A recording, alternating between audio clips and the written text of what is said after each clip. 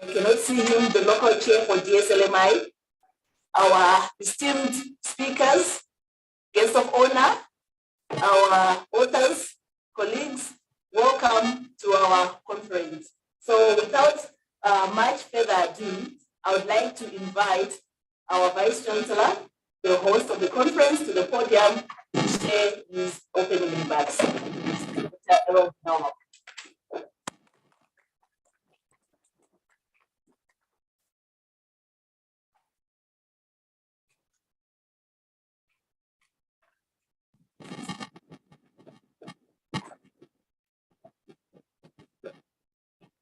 Thank you so much.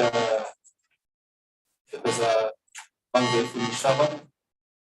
Director of ceremonies this morning in our acting and celebrating faculty of computing and mathematics. I observe the rest of the protocol that the professor has set by acknowledging the following: His Excellency Dr. Chairman Tasur, my dear brother, also High Commissioner of India, Father Patrick, Secretary General of the Indian National Commission, UNESCO, I believe is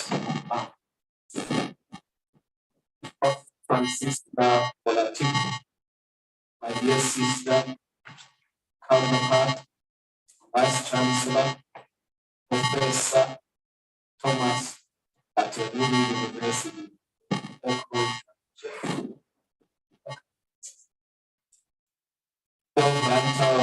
Carolina, Dean of the Johannesburg Business School, University of Johannesburg, Daram Sinjad, Technical Program Committee Chair, and also our esteemed chairperson for Secure High Performance Computing for Higher Education and Research.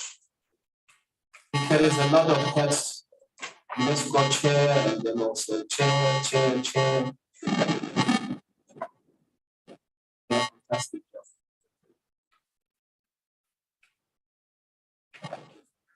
Well, Jude Osakwe, local chair, Information Systems and Emerging Technologies, all government officials present, distinguished captains of industry, distinguished invited guests, and I see students in this hall, and I see students present in the conference. That is quite a joyful thing to accept.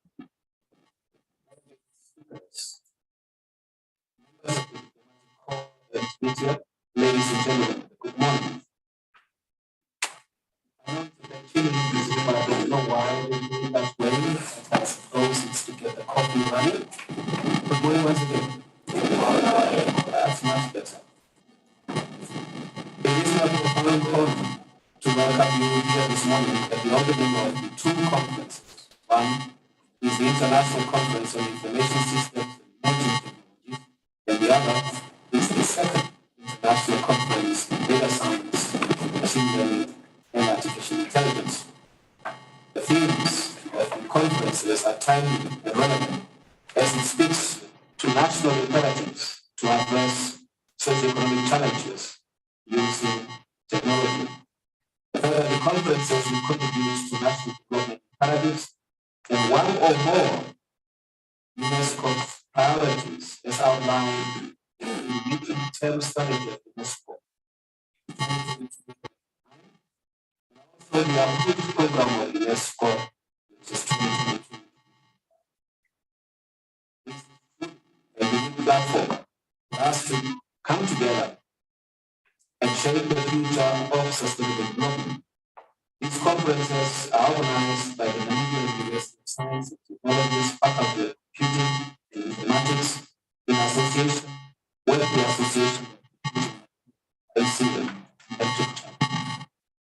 On behalf of the university, I would like to wholeheartedly welcome His Excellency Dr. Chairman Tasur, High Commissioner of Nigeria to India, who will deliver the inaugural speech and officially this conference.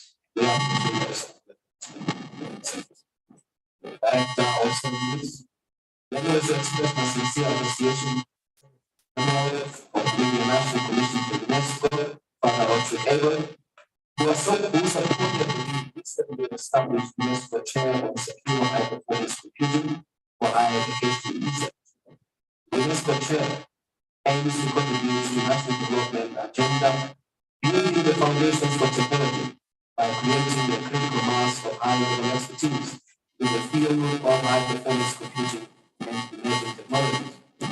This will be achieved by strengthening the focused area in the smart and secure environment to build institutional and national capacity, quality teaching programs, applied research, and the promotion of information sharing, communication, big data, and cybersecurity. Indeed, the DSMLAI is a testament to this aspect. Director of Ceremonies, we want to welcome Prof. Francis Gaolaki, the Vice Chancellor of Thomas Ajayi University of Nigeria, as the inaugural keynote speaker of this college.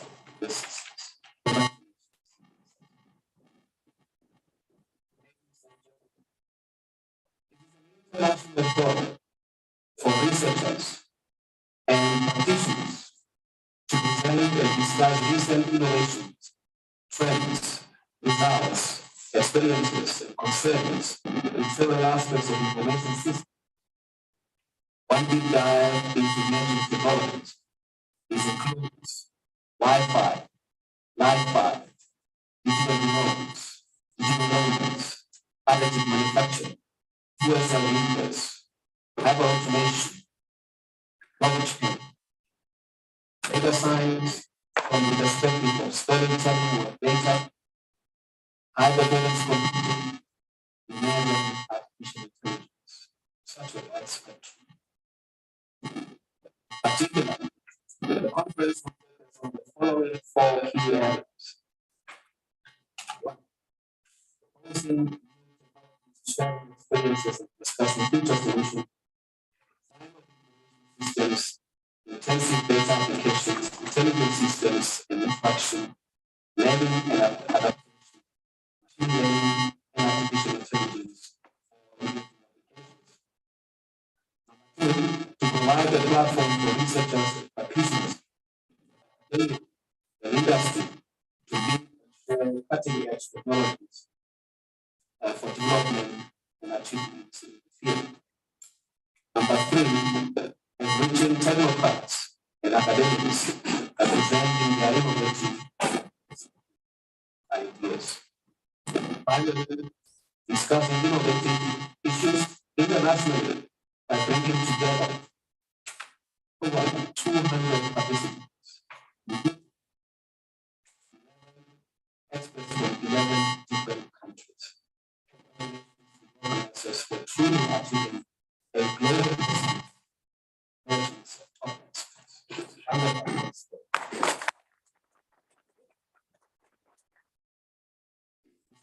Yes, ladies and gentlemen, the conference provides a unique opportunity for all of us of a big scope.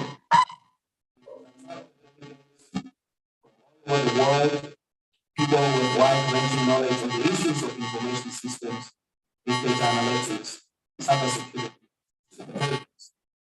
We will listen to the keynote addresses on various aspects of systems, data science, and artificial intelligence by our guest speakers. I am informed that a total of 106 were received from the following countries: Nigeria, South Africa, South Korea, United Kingdom, Uganda, India, Zimbabwe, and United Arab Emirates. Consequently, we will witness presentation of over 65 papers in information systems, data science, and artificial intelligence from today and over the next 3 years. Yes, indeed, Elsevier will publish the papers. Once again, congratulations. I believe this conference will be now moving into a competition, practical measures and forward action plan to deal with computing and emerging information like to take this opportunity to thank the organizing team for their tireless commitment to involvement in ensuring the success of this conference of this magnitude would not have been possible without the dedication, support, and consideration of the committee members, industry, sponsors, academic institutions, all supported administrations. With these few remarks, I thank you and I wish you good much.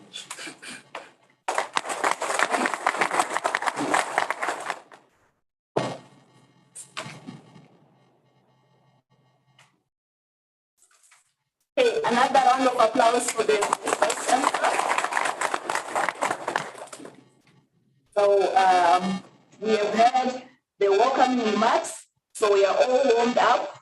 We are ready to roll with the program. The Vice Chancellor has graced us with the welcome. So let's move on in the program. The next person I'm going to ask on the podium is no introduction, and he's a technologist.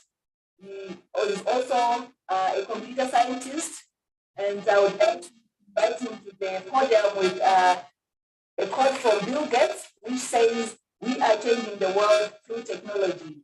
And the next speaker happens to be Professor Dharam Singh Jat.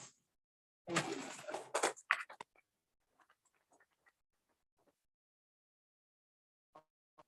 Director of Ceremony, Professor Manu Shawar, Executive Dean, Faculty of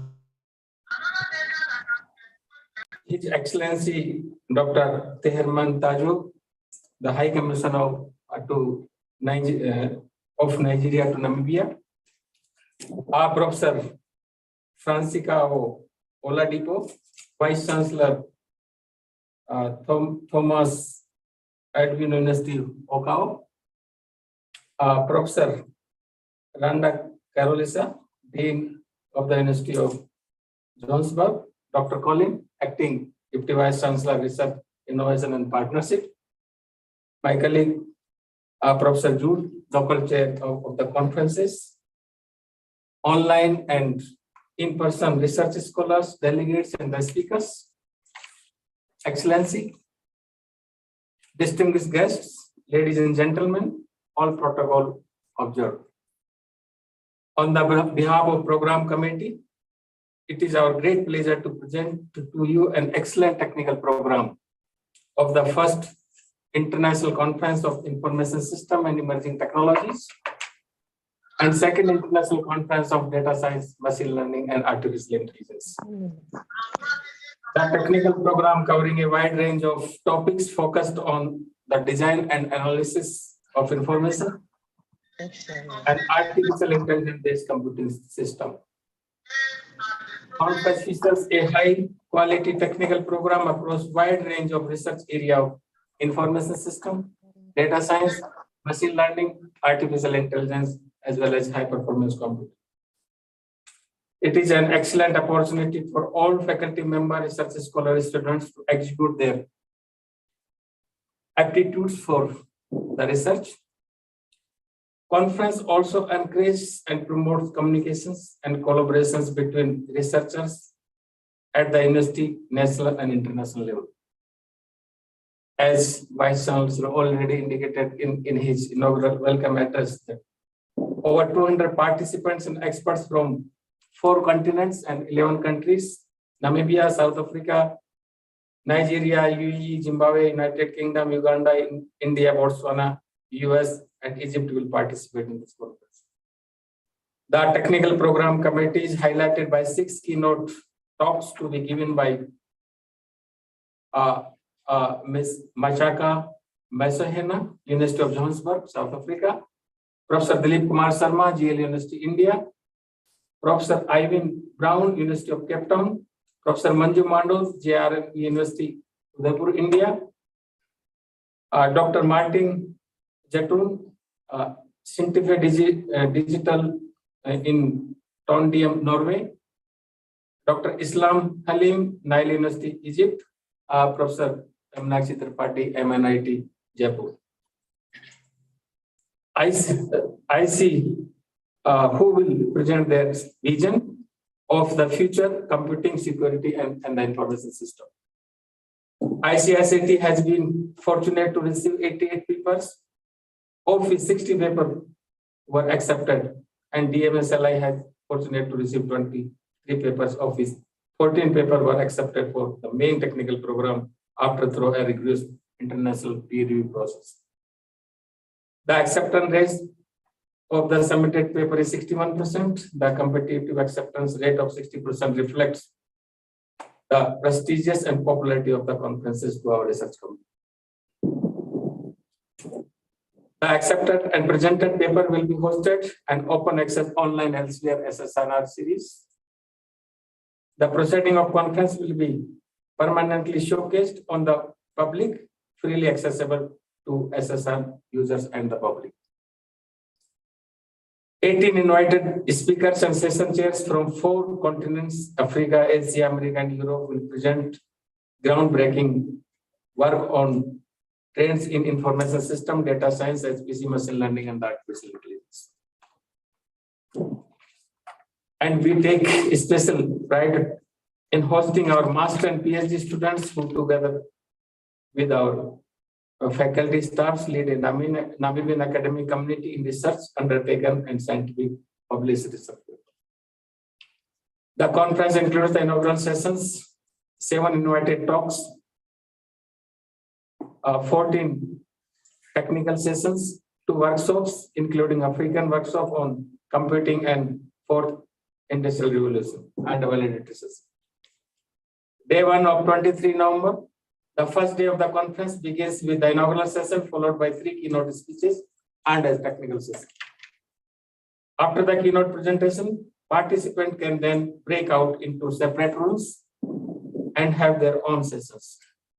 The participant can join any of the sessions and switch between any of the sessions at any time, in person or virtual. A breakdown session gives every attendee an opportunity to dive deeper into specific topics that interest them. A workshop on designing a supervisory real-time tracking system for Namibian children will take place by NUST faculty and the research scholar is parallel system. In the afternoon, 4 technical sessions and workshops will take place. Day 2, 24 November 2022. The conference second day begins with keynote presentations followed.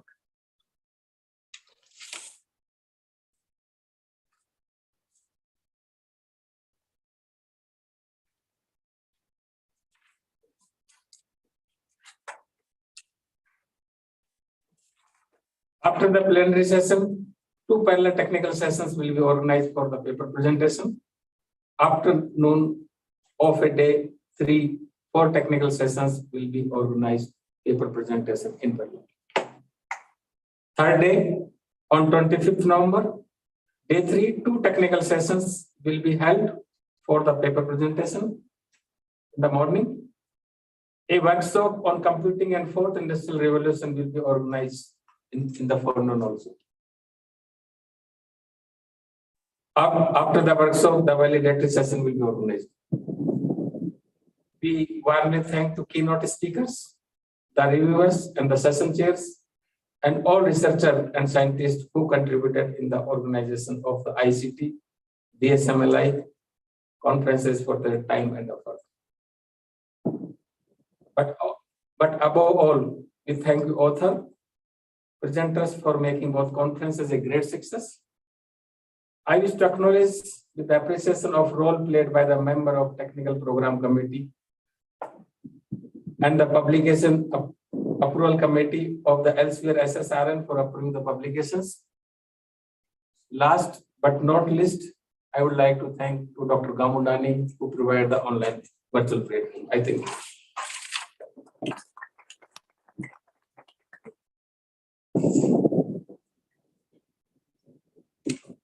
Thank you, Professor Dharam Singh Jat, for the overview of the conference. We appreciate that. I would then like to invite Dr. Colin Stanley, our Deputy Vice Chancellor for Research and Innovation and Partnerships, to come and give some opening remarks. We know that technology alone is not enough, as Steve Jobs says. So the innovation and partnerships have a great role to play in ensuring that the technology can be impactful in our societies. With that, I welcome you to the podium, sir.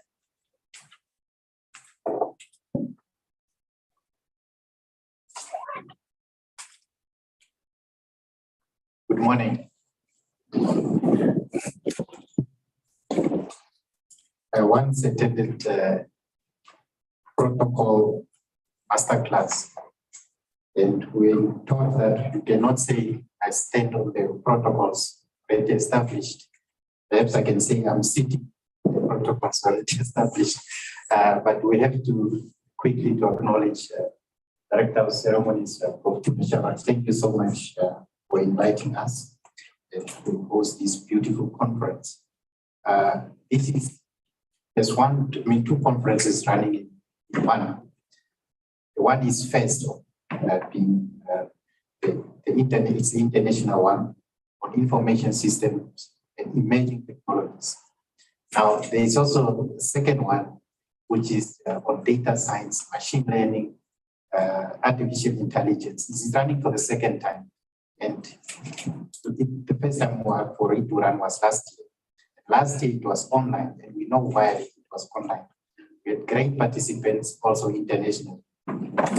So it is really a distinct honor to do a few remarks today.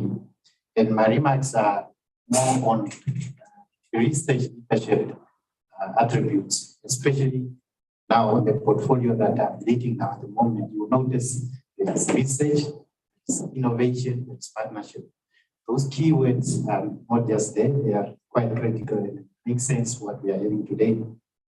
And to set the protocol, Your Excellency, Dr.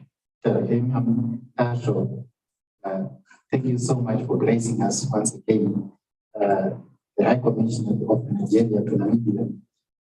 I think most people don't realize that this is a president from one of the biggest nations in Africa. So thank you once again for joining us this morning.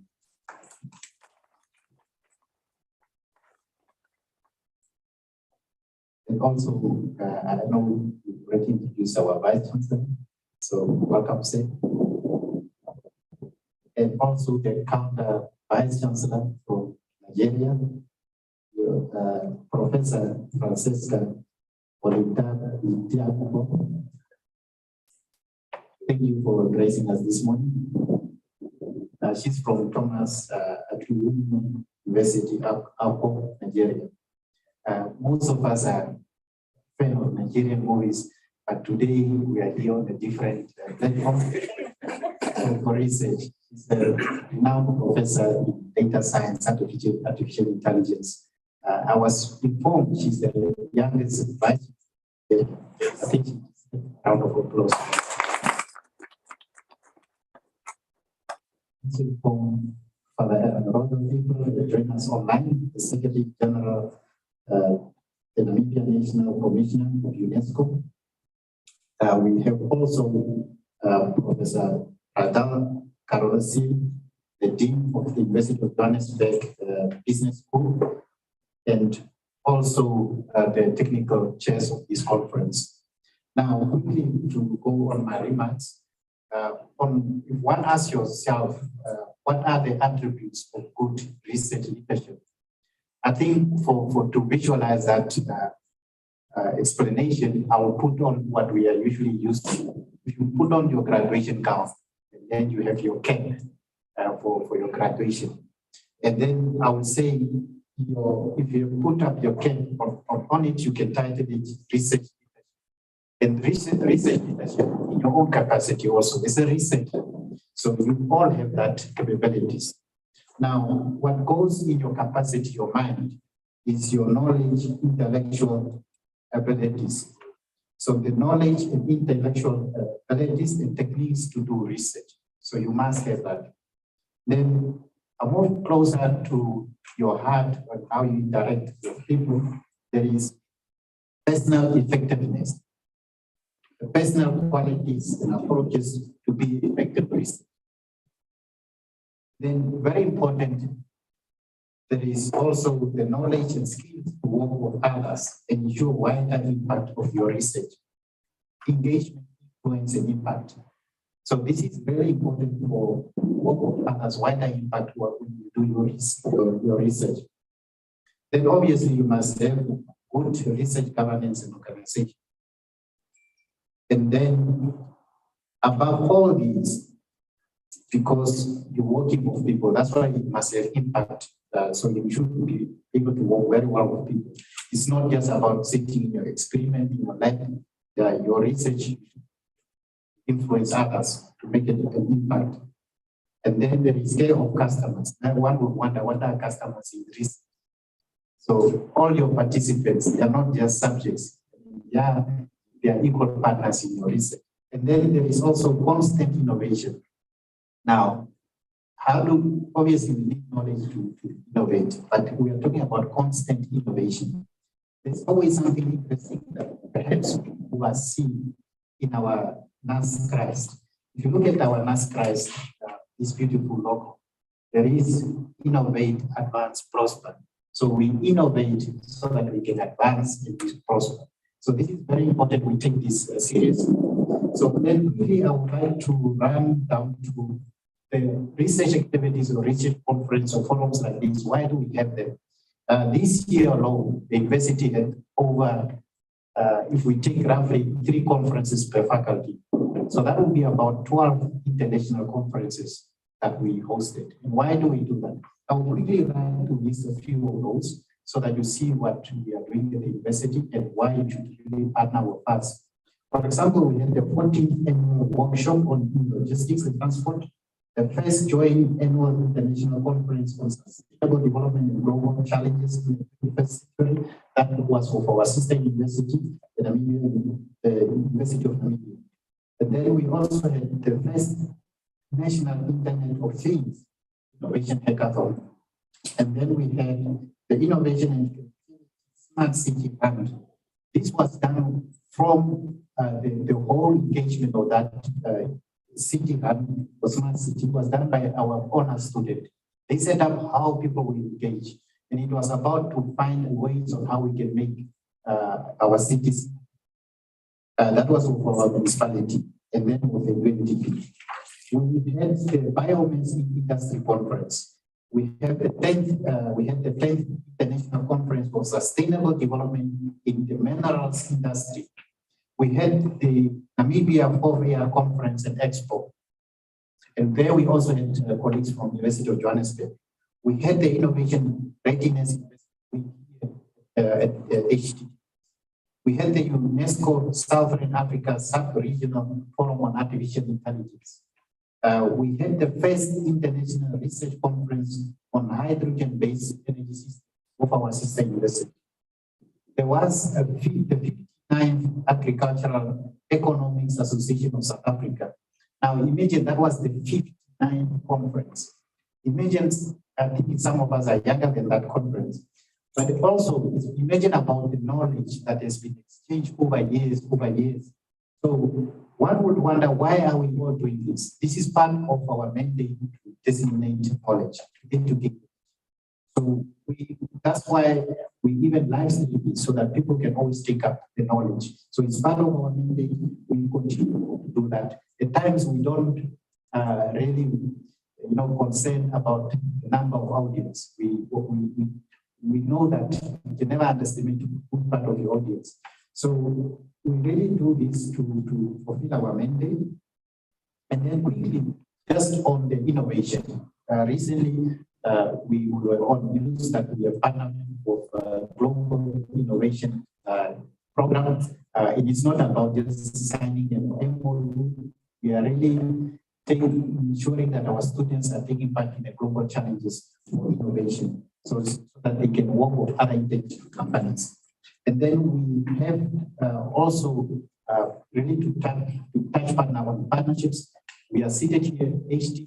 This concept, one of our platinum partners is our mobile telecommunication company. So that is touching on our partnerships.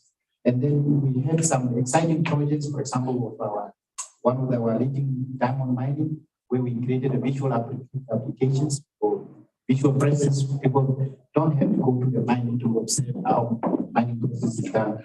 And this building where we are seated here, I remember at the beginning of the year, we once had the communities from our rural areas seated here working with us. So our urban university is connecting to the communities. So we really do this to fulfill our mandate, as I have indicated. Our end of our code from Clark of 2007 was, and it says innovative and entrepreneurship universities. Intentional transformation, where universities innovative entrepreneurial approaches to obtain resources, creating a stimulated academic heartland for an entrepreneurial culture. So I would like to end on that quote, and thank you so much.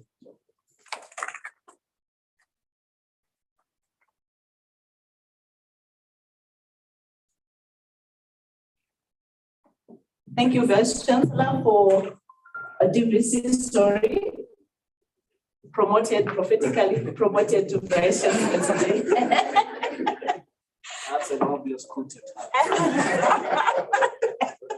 There are no witnesses, we see. So I just need, as a top up to what he has done, I thought he was going to take us, immerse us into the HTTPS.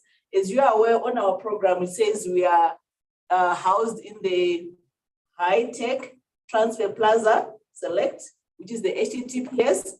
And this HTTPS was birthed as a way of incubating the innovations, the technologies that we are designing and developing, and the entrepreneurial aspect of it, so that we can take the risk. So I would like to ask Dr. Kamundani to briefly show us what HTTPS is all about, so that we walk out of this room. And if you have time during the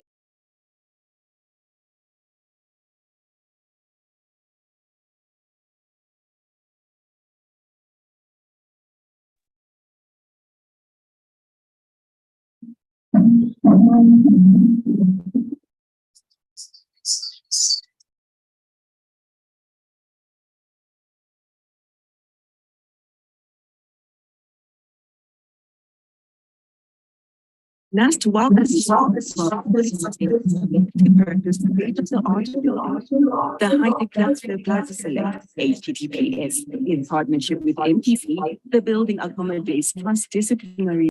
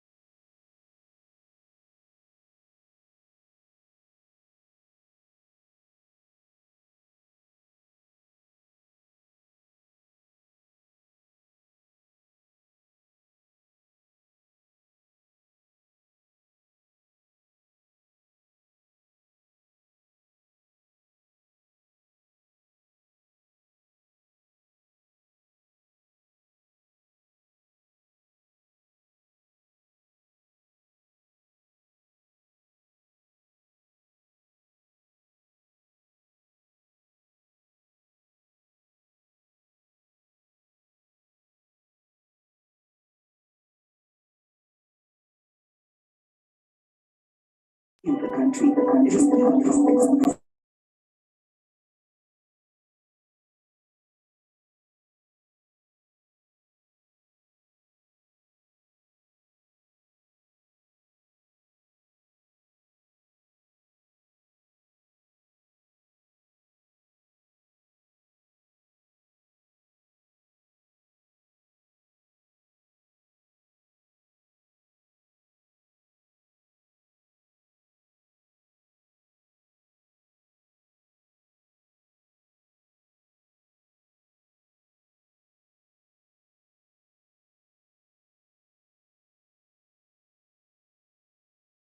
Video conference rooms.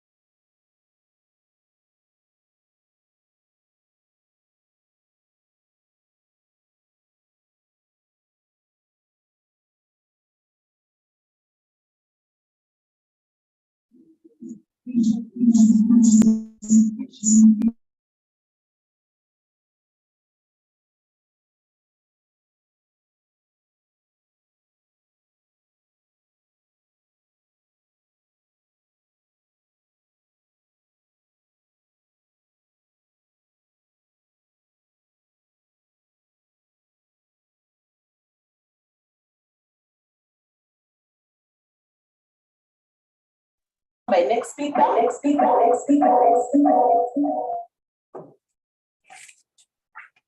So the next speaker is Professor Randall Carolison. He is the Dean of the Johannesburg Business School at the University of Johannesburg in South Africa. I'm going to briefly read his bio. I think it was shared with the conference delegates, but I will take you through who he is. So our speaker is Professor Randall. He's a professor of digital transformation and the Dean of the University of Joburg's Business School in the faculty, a faculty within the University of Joburg. Upon assuming his position on the 1st of March in 2021, he repositioned the business school as a leading digital business school on the African continent. Upon completing his BSc degree at University of Western Cape in 1981, Professor Randall Carolson started his career at the age of 20 as an industrial engineer at Firestone in Port Elizabeth and rapidly rose through the ranks. Pursuing his ambition to further his academic studies in physics, he returned to UWC in 1984 as a laboratory assistant, completing a BSc honors. In 1987, he was appointed as a researcher at the CSIR, and in this period, he completed his master's with a cum laude in 1989. He was then appointed as a lecturer at the University of Western Cape, and he obtained his PhD in 1995 in nanophysics. While he's working towards his PhD, he assumed a research fellowship in the Ivy League, University of Pennsylvania. And in this period, he worked in a team that performed groundbreaking research on Scotty barrier interfaces. He co-authored 3 publications that remain widely cited internationally. They are not only publications, it's some of the publications, and those are widely cited. He also underwent his postdoc at the University of Ghent in Belgium, and he is internationally renowned in the physics arena. In 2005, he completed an MBA cum laude again from the University of Stellenbosch, specializing in international finance, receiving the Old Mutual Gold Medal. This was followed by an MCOM in international tax at the University of Northwest in 2009. Apart from his undergraduate degree, all postgraduate qualifications were pursued on a part-time basis, establishing his career. So we have a lifelong scholar and a diverse one, multidisciplinary. He left the world of academia in 1999 as the managing director of the Southern African Bureau of Standards, SABS. He was tasked with operating the commercial arm of the organization. In 2005, annual reports of the SABS, he was showcased as having obtained a major turnaround from a loss-making government agency to an internationally competitive certification body with financial stability and independence from government funding. In 2005, he assumed the position of Chief Operating Officer of the Damelin Group of companies. Professor Carolisen joined the Southern African Revenue Services in 2007 as the General Manager responsible for quality management, including mapping processes and drafting policies and procedures for operationalizing the SARS modernization program. As Group Executive responsible for revenue modeling and forecasting, his team developed statistical and data analytics models cited by the International Monetary Fund as amongst the best globally. The application of statistics and the level of precision attained assisted in improving tax compliance and closing tax gaps, assisting SARS to respond robustly to the 2008 global financial crisis, which in turn ensured South African stability of the fiscal framework. SARS maintained a tax to GDP ratio exceeding 26%, comparable with leading economies, with revenue reaching 1 trillion rand. This offered the South African government fiscal space for debt consolidation and containment of national budget deficits. He concluded his career as SARS as the head of the Tax, Customs and Exercise Institute, and and an overall responsibility for research in fiscal economy and tax and trade statistics. He initiated with the World Bank a reform process of the reporting on trade statistics to reflect the modernization of the South African economy post-liberation.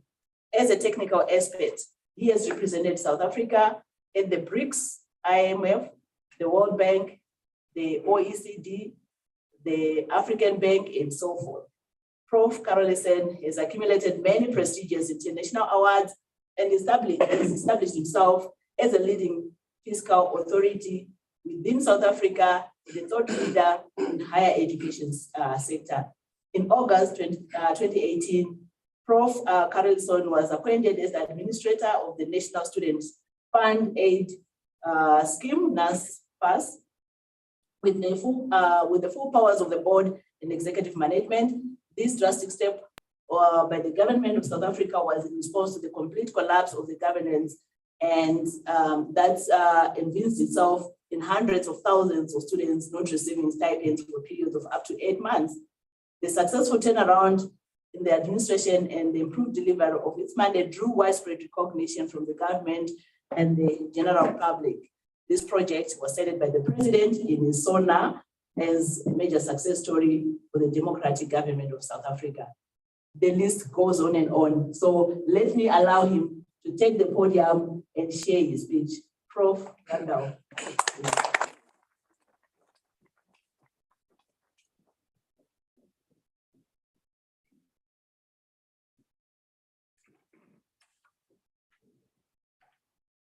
So that about sounds like a obituary. But thanks for the warm introduction, and my sincere apologies for being late. The taxi driver got lost, so I went through 4 campuses. So I was quite frantic because I hate to be disappointing people. But good morning to everybody. I will probably meet everybody on a more formal basis, the dignitaries. I don't have the list of dignitaries. I normally acknowledge that when I start speaking. But oh, here we go. The Director of Ceremonies, Professor Fungai Shava, Dr. Tazu, the High Commissioner of Nigeria to Namibia, Mr. Roderick April, Secretary General Namibia National Commission for UNESCO, Dr. El Omar, NUS Vice Chancellor. I'm still nervous, so excuse me if I massacre your surnames. Professor Francisca Oladipo, Vice Chancellor, Thomas Adewumi University, Dr. Colin Stanley, Acting DVC Research, Professor Julio Sakwe, Local Chair ICISET. All delegates and researchers, warm welcome to all of you. I'm very honored to be here. I consider Namibia to be my second home. I've spent many, very, very good holidays in Namibia, and I've got very warm memories and warm friendships that are still in existence in America. In fact, last night I got a call from some of them to say, why don't I visit? I'm going to a conference because if I visit you, I might not make it this morning to the conference. my presentation, I'm fairly new at the business school. I started in 1 March 2021. It was then a very small business school, only 275 MBA students. And when I was recruited by Professor Mawala, which I think everybody should know about, the Vice Chancellor of UJ, he asked me how long would it take to make this the #1 school, and I said it will take about 19 years because it was the number 19. Because he didn't give us that luxury. But on a serious note, we looked critically at what the business school then offered.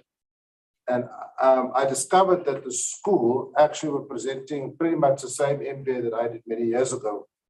And that there had been no advancement in the curriculum or any advancement that is concurrent or tied to the major developments that we're seeing in our world.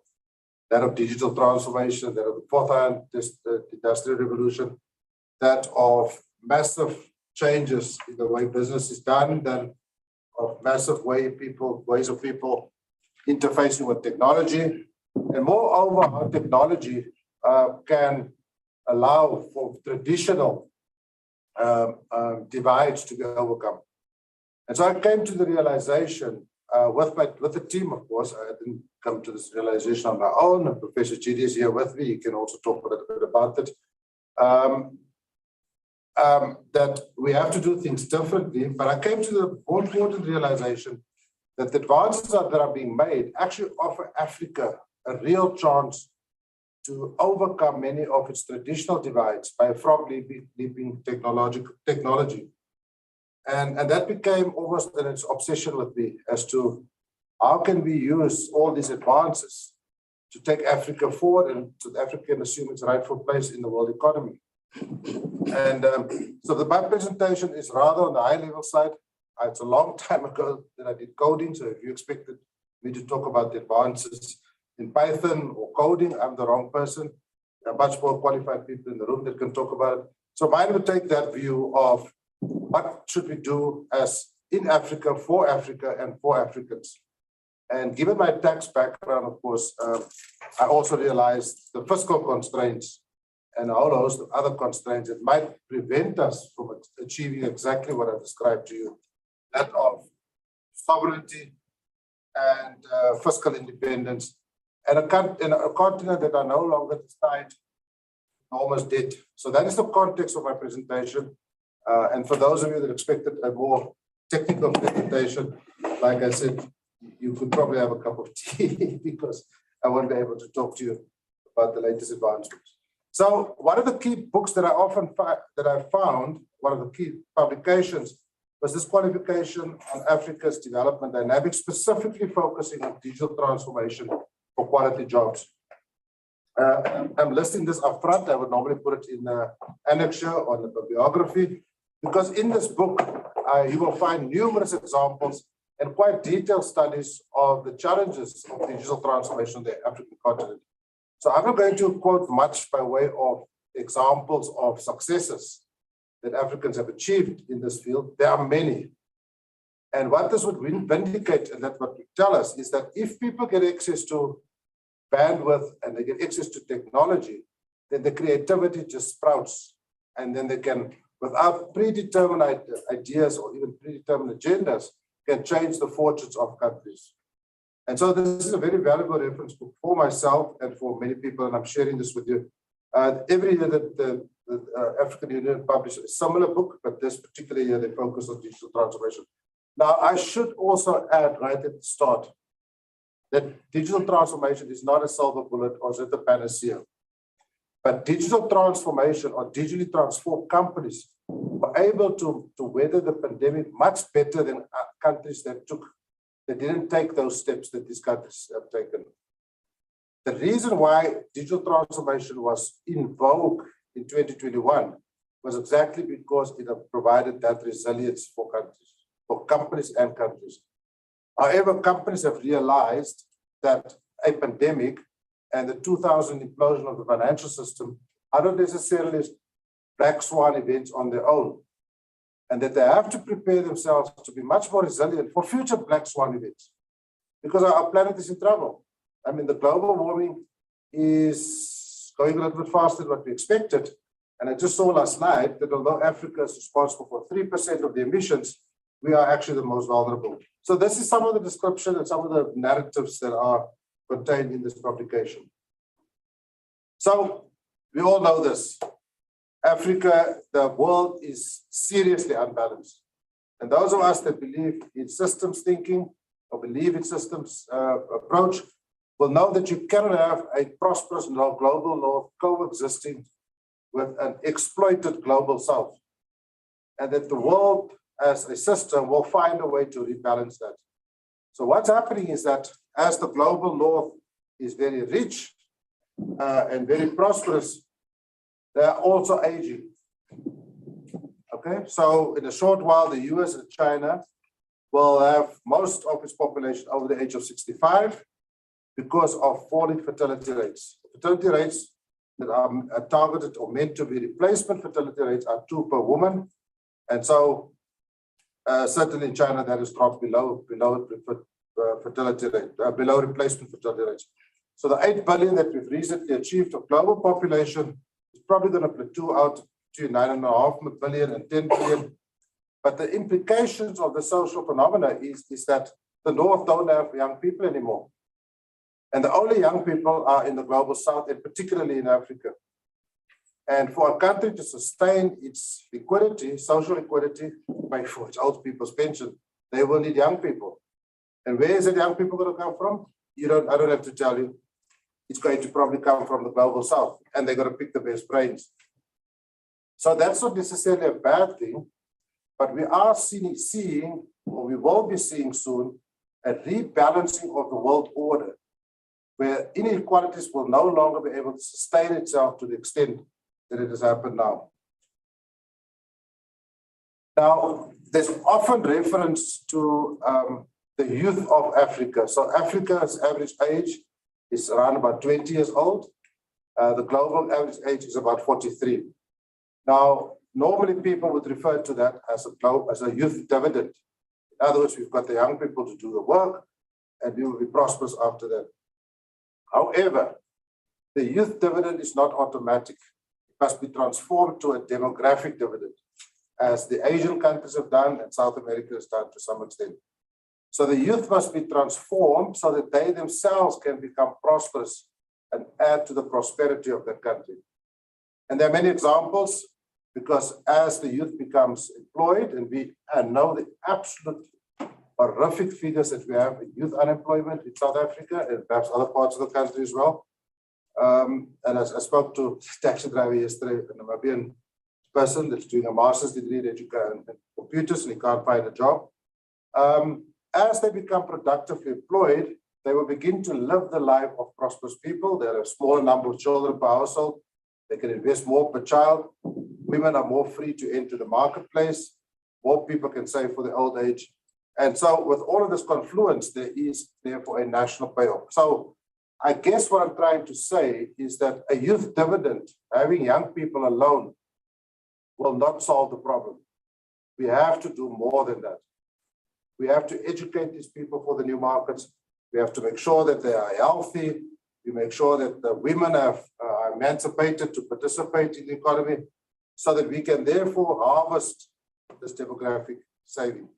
So this graphic shows as family size increase, lifespan increase, and the country then become prosperous. So that is the key, is to switch the youth dividend over to a demographic dividend.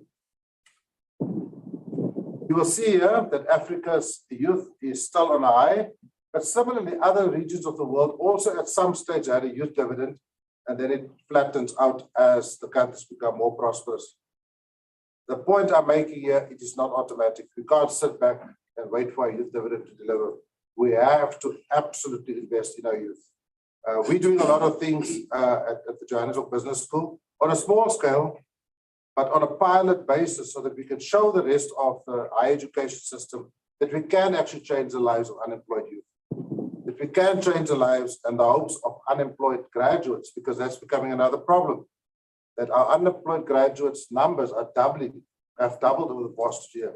And that shows a severe mismatch between what is produced by the higher education system and what the new market will demand. The World Economic Forum has positioned itself and saying that in 10 years' time, we will lose 1/3 of the workforce because their skills will become irrelevant. And so we have to become much more smarter in the way we train our youth for the future. And not just our youth, even reskill ourselves and rewire our own brains so that we can think different. Those of us that are in decision-making positions. So this is some of the statistics. I won't go into it. You can study this at leisure. Our literacy rates are low. Our cell phone penetration, lots of, the ironical part in Africa is that the cell phone in South Africa is that the cell phone penetration is more than 100%. So some people carry 2 phones. But about half of them don't get onto the internet. They use it for messaging and for telephoning. Now, if we were able to convert that they actually get access to internet, imagine what you can do by way of education, by communication, and even by job creation. One of our projects that we have at the business school, a very successful project, is what we call a virtual marketplace, where we have SMMEs under our watch, about 2,000 SMMEs, which are sponsored by different philanthropists. And we are designing a virtual marketplace so that these SMMEs can interface with each other, buy from each other, combine with each other to become a lobbying force and improve their success. And in fact, we've gone one step further. We have now persuaded our Small Business Development Ministry to accept our qualification as an added incentive to provide access to the government's supply chain. So those are just, I'm not saying that's the only thing one could do, but there are many things that we can do for our youth to get them not just but into the economy, into the productive space of the economy. Skip this. So yes, some strategies, as I've alluded to earlier, about how to harness this youth dividend. It's not going to be automatic. It has to be investment. We have to invest in our youth to get the demographic dividend that we so sorely seek. Now, let's come to Africa. All of these ideas that I put forward are very lofty, very novel, very sort of very interesting. But do we have in Africa the money to do the things that I've just described? And the answer in the long and the short is no. Because I'm just going to talk through all of these slides in a narrative fashion. Africa is so extremely vulnerable to global shocks. Every time there's a global shock, all the gains that we have previously made by debt reduction gets wiped out completely. Africa's debt has soared to over 60% post-pandemic because we locked down our economies. That, on the one hand, we saved a lot of lives because the death toll in Africa was only 3% if you compare that with the globe, but we actually shut down our economies. So all the previous attempts to lower the African debt, it went even down to 40%. It's now gone up back to 60%. Now, if you compare African debt with, say, the debt of Japan, which is Africa's debt is on average 60% to GDP, Japan's debt is 200% to GDP or thereabouts, very high. But that's not the point. The point is that Japan's credit rating is so much better than Africa that they actually pay a lot less in debt servicing costs than Africa. Nigeria, for instance, on their GDP is paying almost 80 to 90% of its revenue to debt servicing costs. Now, where do you find money to do any other program? There is just no money.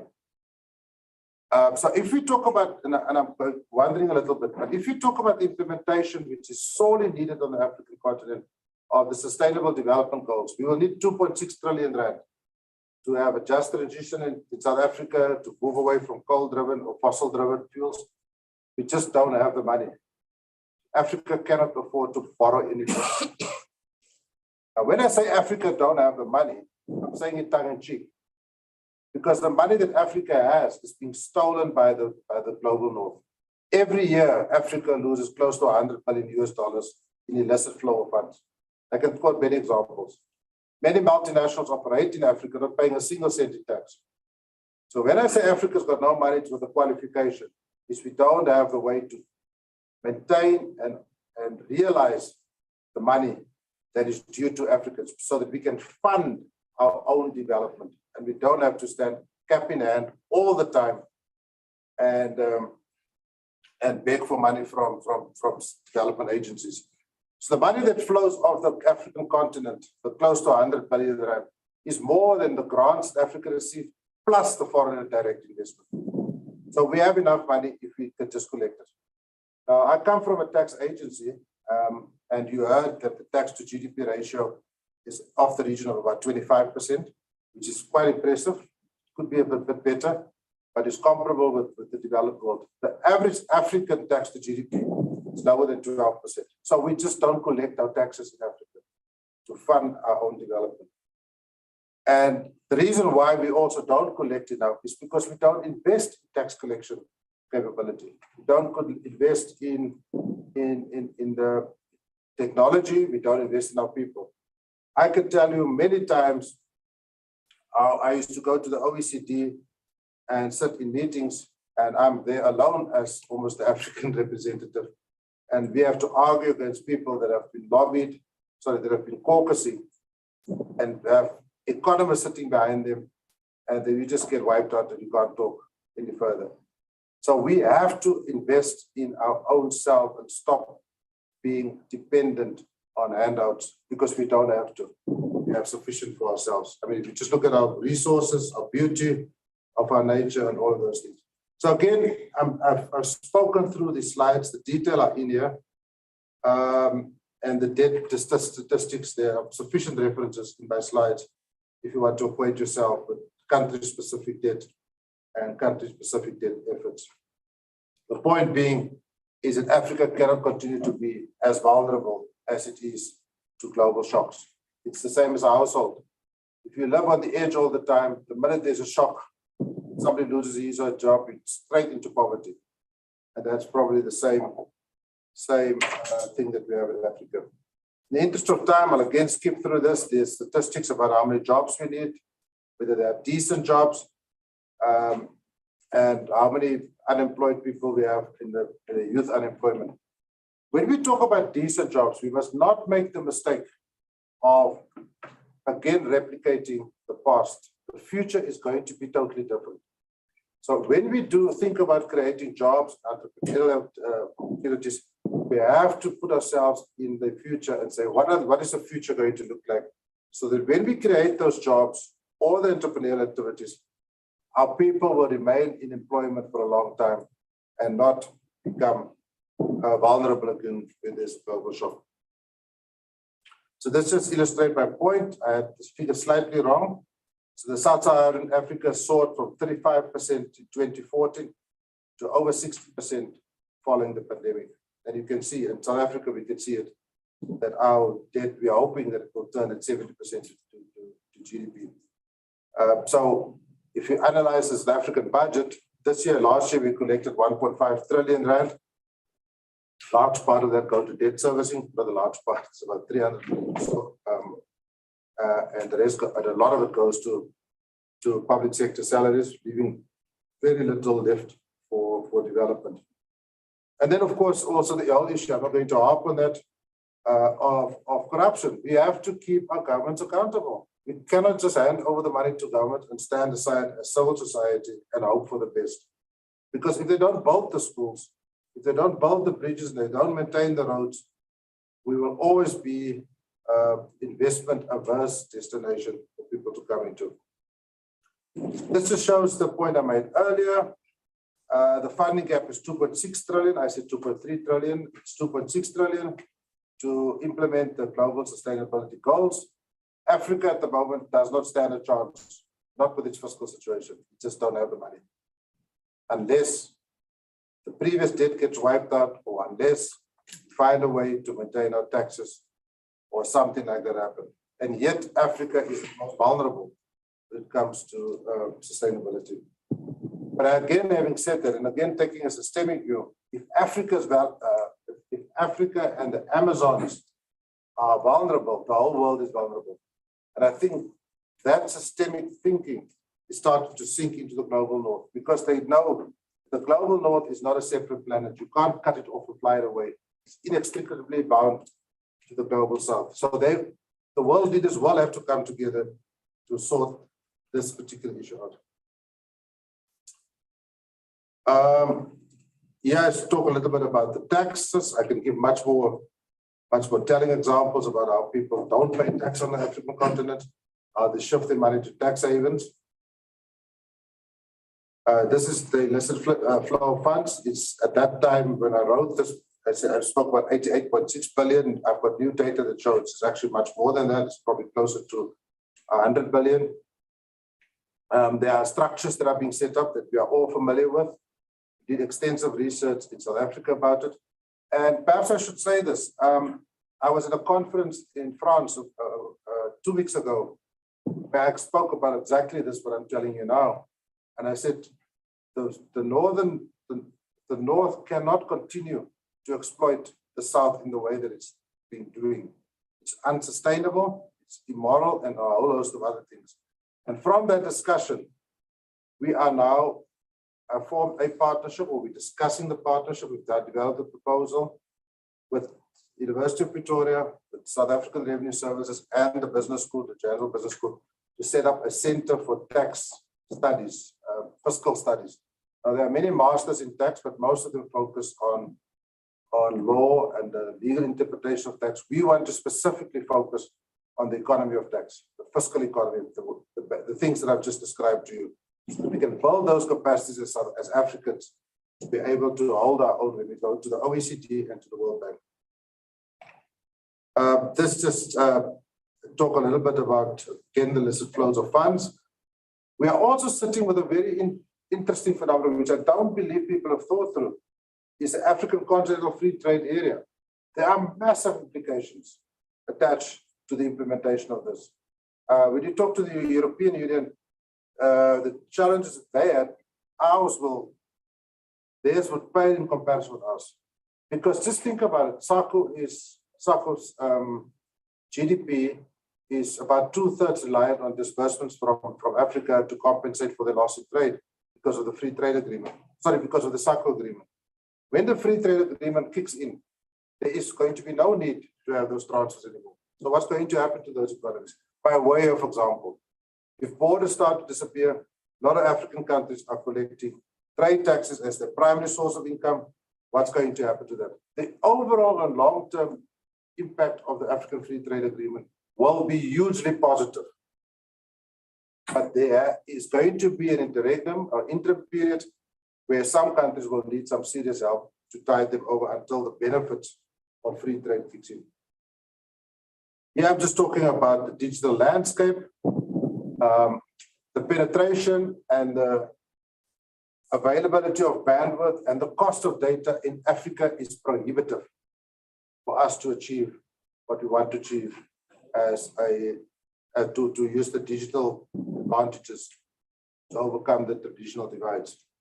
So I say this often when I talk to government officials and I get the opportunity to talk to lots of people, and I get into a lot of trouble for it. But I said, if I was a president, I'll make data free. I will make data access ubiquitous so that everyone can get to it.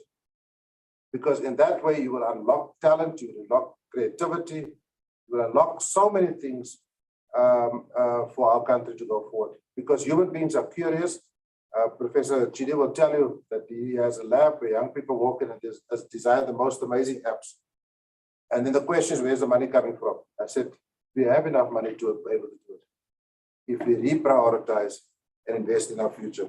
But then again, I'm not a president, so after they probably don't listen to me.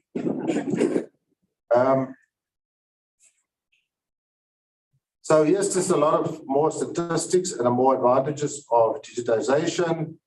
And here I talk about some of the examples, but it's undeniably so that there is a new form of illiteracy that is going to put us again at the back end. And that is digital illiteracy. And whenever I talk to CEOs of companies, I would tell them that most CEOs in our country are digitally illiterate. They don't know what's coming down the pipeline. They think digital transformation is something that the IT department must look at. or the HR departments look at. The world is changing. The world is changing to the extent that that very same worker that sits somewhere there in a corner and then tomorrow you decide to fire will redesign your operating plan in his kitchen and take you out of business. That's digital transformation. And that's reflected in what we teach in our courses. We say that the HR practices, HR teachings that people teach in the MBA programs are irrelevant. Because if you still view people as employees, you are in serious trouble. They are now your stakeholders. You better look after them because they can walk out and redesign your operating plan for you. Same thing with investment. In the olden days, you used to use brick and mortar to make IR decisions, return on investment decisions. Those are no longer valid. It's creativity that you must make investment on. People invest in minds, brains, and creativity. And so the ideas also now they're really becoming preachery, evangelical almost. The days of only develop the left side of your brain and say, I'm a left-sided person is gone because right side you're invalid. Most people going forward will have to develop both sides of the brain because in the future, logic, analytics will be combined with creativity and design, and those are going to be the successful people going forward. I thought that up, but I saw that at MIT, and then I realized that they were much further ahead because they say, yeah, we combine your left and your right brain, but be that as it may. This gives you some more statistics, which I won't go in. This is actually heartbreaking because as I was preparing this talk, I came across this article in one of the newspapers, and I just realized what a long way we still have to go in South Africa. Besides the fact that we have pit latrines in a lot of our rural schools, most of our schools remain unconnected. So what has happened during the pandemic? Those more fortunate or more wealthier, their kids went on like normal. They went onto the internet. Okay, it was a bit of a discomfort. But can you imagine that generations got excluded during the pandemic of having education because we as a government and we as decision makers have not seen it fit to bring everybody onto the net. I got into a lot of trouble when I diverted money from NSFAS, not from NSFAS, but from one of the allocations of NSFAS. And I said every student should have a computer. And we rolled out 3.6 billion rand worth of computers. Now, where there's money, there's also lots of sharks. And so people say, I gave the tenders to my friend. Luckily, the Auditor General refuted that. But that's the point. We have to make available access to this facility for education purposes and for many other purposes. I will stop very quickly. So there are responses. The OECD has developed a two-pillar solution to tax challenges. Every country must pay at least 15% tax in the country where they operate, irrespective of any other tax treaties. And you can see the detail contained in there. There's lots of skepticism about this because the OECD has in the past put forward a lot of clever ideas to bring African nations into the fold. And so there's a big fight going on between the OECD and the UN about how to solve the, as they call it, the global south problem. Government has invested 80 billion in Smart South Africa by 2050. And my initial remarks notwithstanding about the lack of investment in South Africa, there are actually, and this is perhaps I'll conclude with this point, the government is actually quite focused on making South Africa a smart country. The delivery is the problem. So on the 30th of November, the government's, the fourth presidential review committee has recommended that South Africa start a national artificial intelligence hub that can give impact and effect and execution of serious government programs that are already budgeted for. This will be including a single ID, smart forensic techniques, and a whole host of things which I can talk to you about. And they made a decision to place that up at the Johannesburg Business School, and that opening will happen on the 30th. Now, hopefully, that will begin to unlock and bring private sector and government and academia together, because we've got some very smart academics, and I'm sure even in this university. And I think often as academics, we don't make our voices heard because we are shy, or we don't want to offend politicians, or we drop down to have, in many cases, the business connections. But if we can combine that, as many other countries have shown it, there is hope that we'll be able to bring together the necessary force, the necessary critical mass to make a lot of these things happen. And so this is some of government's ambitions. If you want to read about the fourth industrial hub, you can go onto our website. It will be launched on the 30th. It's a very high profile, but there's a lot of expectations coming from it. It's housed in the Johannesburg Business School. I'm told it's under my leadership. Nobody's asked me for that, whether I agree to it. They haven't offered me extra money. So I'll have to still talk to somebody about that. So in the interest of time, I'll conclude. My slides are available. There's lots of information that I've skipped over. I've attached some references for you to go to. But I hope that I have at least gotten my message across. And I hope that I brought perhaps some perspective as to how we can move forward as a continent. I thank you very much for your attention.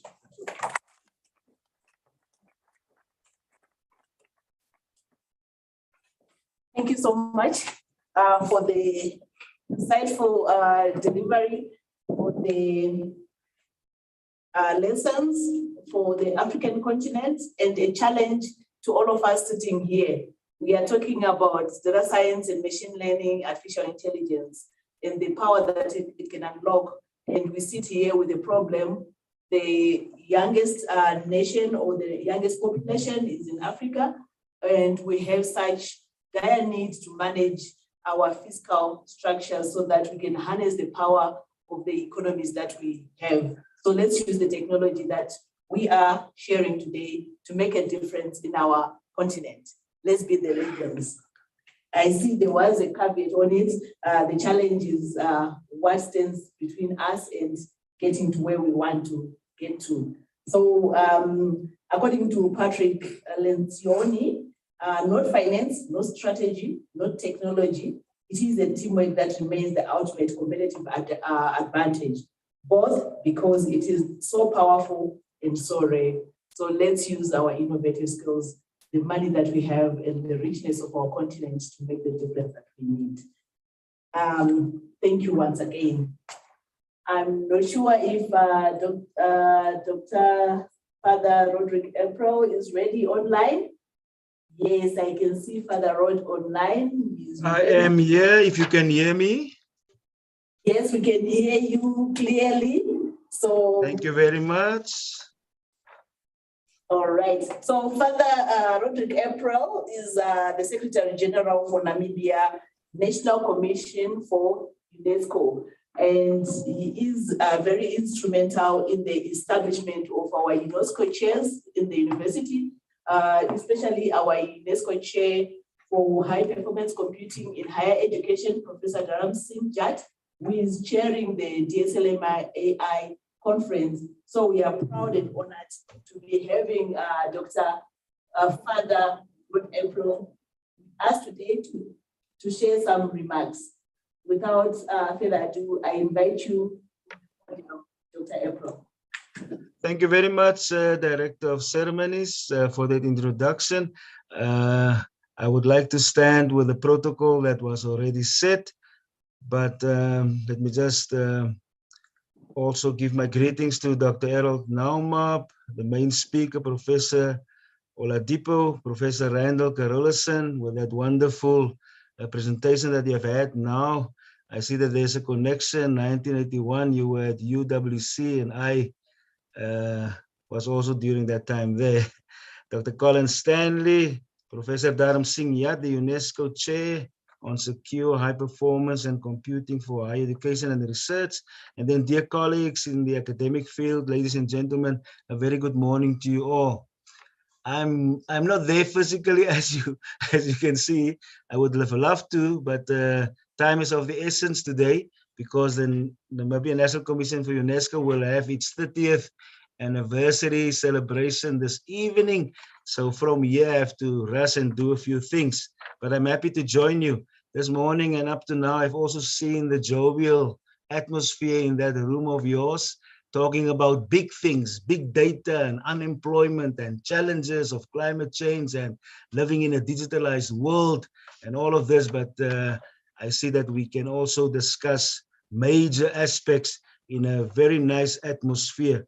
So I'm also very honored then to join you during this inaugural session of these international conferences.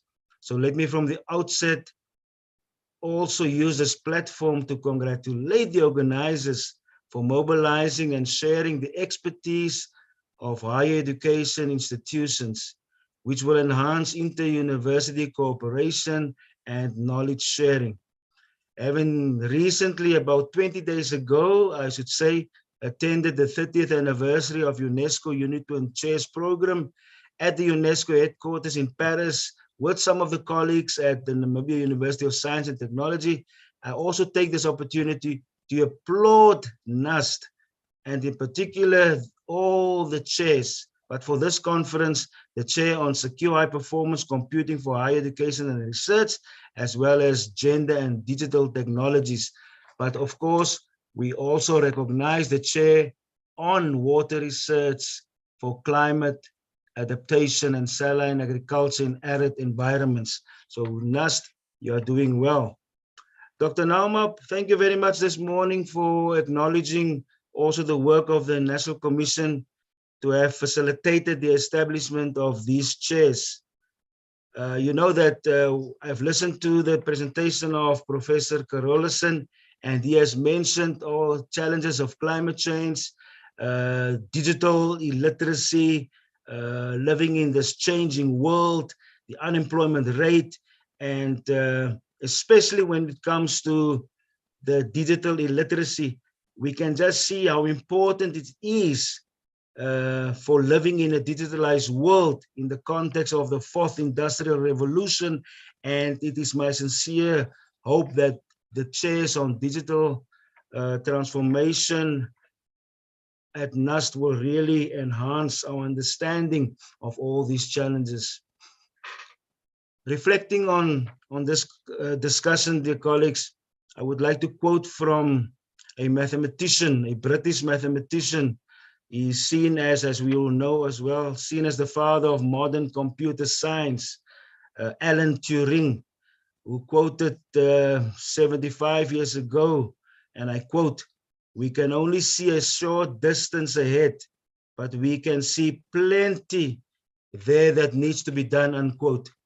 And this today, it remains true, this quote, because this conference gives an opportunity for all to peep through this multifaceted keyhole of discourse on information systems, emerging technologies, data science, machine learning, and AI. And by doing so, in our discussion, in our discourse, everyone can become excited of what lies ahead, despite the challenges, because you are in the academic field. So the more we discuss, the more opportunities we give to each other to give some ideas to overcome these challenges. Now, let me just spend some time, dear friends, to link the chairs also with the artificial intelligence, especially what the Director of Ceremonies said earlier. We know, or I know, or I think, yes, I should say, that artificial intelligence has the potential to address some of the biggest challenges in education today. Because I would say that these chairs and your discussion should aim at accelerating progress towards attaining Sustainable Development Goal 4. The Namibian National Commission with its partners are committed to support discussions of this nature and applauds the work done by many role players through their programs, and especially through these chairs at NUST that I've mentioned.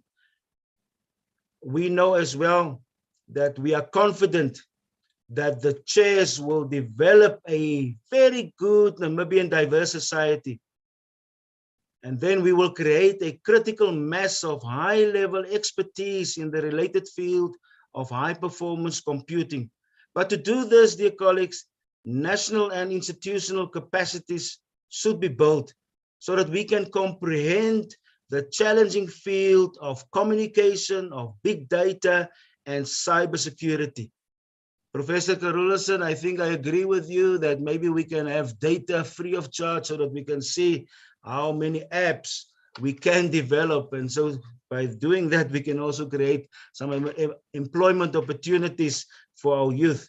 And I will come back later to what the National Commission has done in terms of Africa Coding Week. Furthermore, my dear colleagues, noting that one of the outputs of the chair is to direct policy formulation, I would like to advise that during our consultation, during our discussions, that we keep the publication called Artificial Intelligence and Education just at the forefront. It is a guidance for policymakers, and it will be of interest to practitioners and professionals in the policy making and education communities. This publication on artificial intelligence and education also aims to generate a shared understanding of the opportunities and challenges that artificial intelligence offers for education, as well as its implications for the core competencies needed in the AI era. As you are fully aware that it is critical to build the capacity of young scientists to analyze data.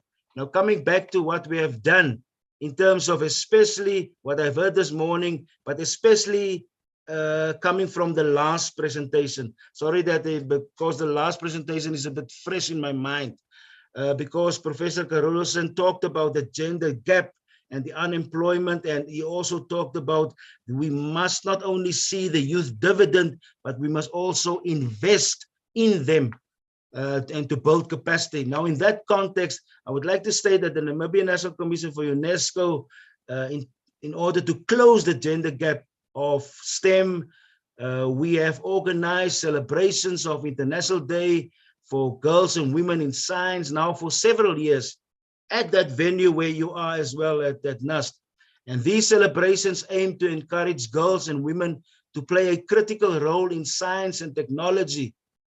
In particular, we know that there is a huge gender gap in ICT, like in data science, in machine learning and AI in Namibia. And that is therefore important. And I agree with Professor Carolson that it is important to invest from a lower education level on STEM to build a basis and to create a culture of STEM and understanding of knowledge systems and technology. You know that in 2020, 2 years ago, we organized training to reach 4 regions in Namibia, 61 schools, 1,220 students, and 183 teachers.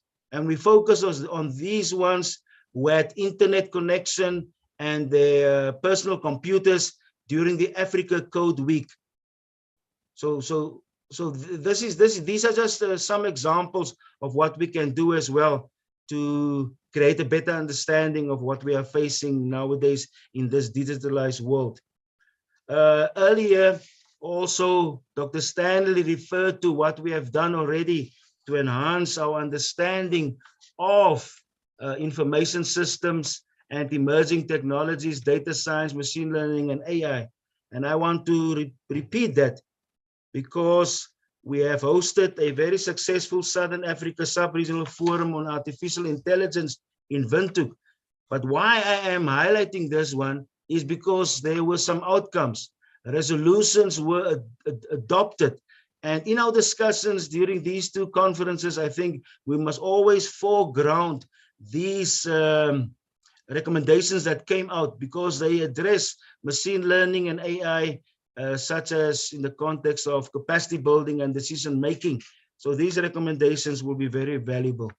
My dear friends, in closing, I would like to say that the Namibian National Commission for UNESCO is committed to advance the activities of the chairs that we have in Namibia, and is with specific reference now to the 3 chairs at the Namibia University of Science and Technology. And we're also committed to advance equitable development of education through digital capacity building. We have programs to enhance digital capacity building.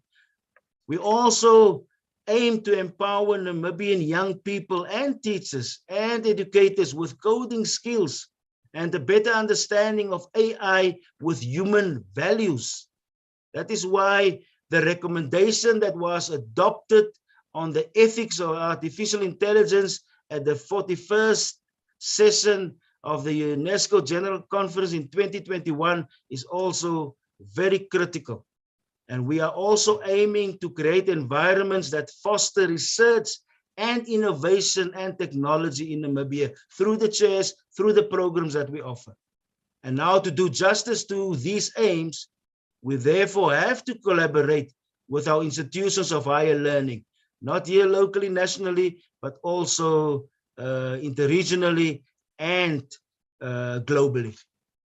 So at this point then, I would like to thank you all that you have given me this opportunity to address you. There are so many things I would love to say because the conferences give us such a lot of issues to think about.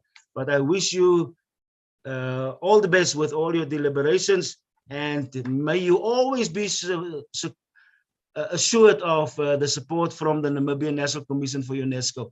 May you have a lovely day and conferences ahead. I thank you.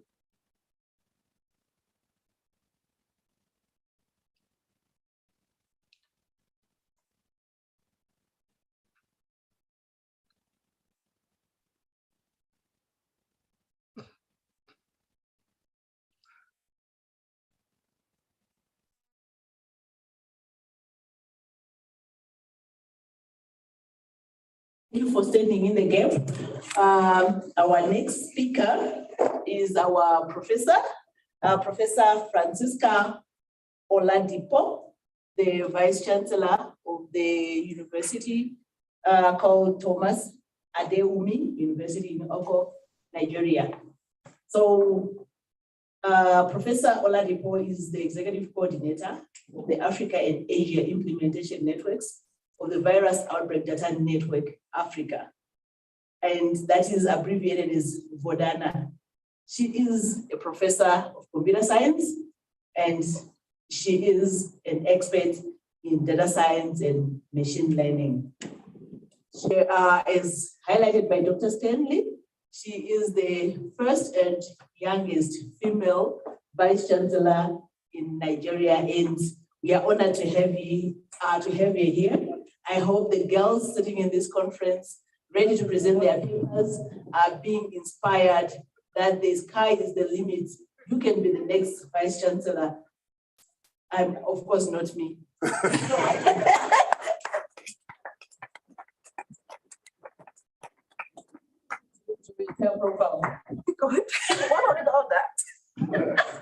Okay, I'll just pick up some highlights, and I don't read everything. So she's a consultant. She served as a consultant at Tilburg School of Humanities and Digital Sciences of Tilburg University in Netherlands, and she has served as a member of the Globalization, Accessibility, Innovation, and Care GAIC Research Network, and she also has served at the Institute of Advanced Computer Science, Leiden University Medical Center. She has also served at Markel University, Admas University, and Great Zimbabwe University, and many other universities in Africa. She also functions as the International Project Synergy and Support Lead for the NAFIC regional and Ethiopia projects for KIU and Dutch partners. The profile is very long, that's why she didn't want me to read it. So she's a holder of many international research grants, and she's currently leading the expansion of the Institute of the fair data points across Ethiopia and Kenya to other countries, including Tanzania, Somalia, Burkina Faso, China, Indonesia, Kazakhstan, and she's working on developing solutions for digital health and data management in 88 health facilities across the 8 countries in the continent. Of course, she holds a PhD in computer science, and she is a fellow from the Massachusetts Institute of Technology under the Total MIT ETT projects. She is one of the inaugural fellows of the Pan-Africa Scientific Research Council, a Grace Hopper faculty scholar. We all know who Grace Hopper is, a computer scientist, right? So she's one of those beneficiaries, and she's walking in Grace Hopper's footsteps. You can see. She's also a member of the Internet Engineering Task Force the women of color in computing, and we go on and on and on and on. Let me allow you to come and shine a profile. Just to name a few, she is a grant holder from the Philips Foundation grants, Google Rapids COVID-19 grants, Dutch Ministry of Foreign Affairs Orange Village Program, Carnegie Mellon Diaspora Fellowship, Dutch Development Bank grant for capacity strengthening in Africa, and she's an advocate for women empowerment. Prof. Oladipo.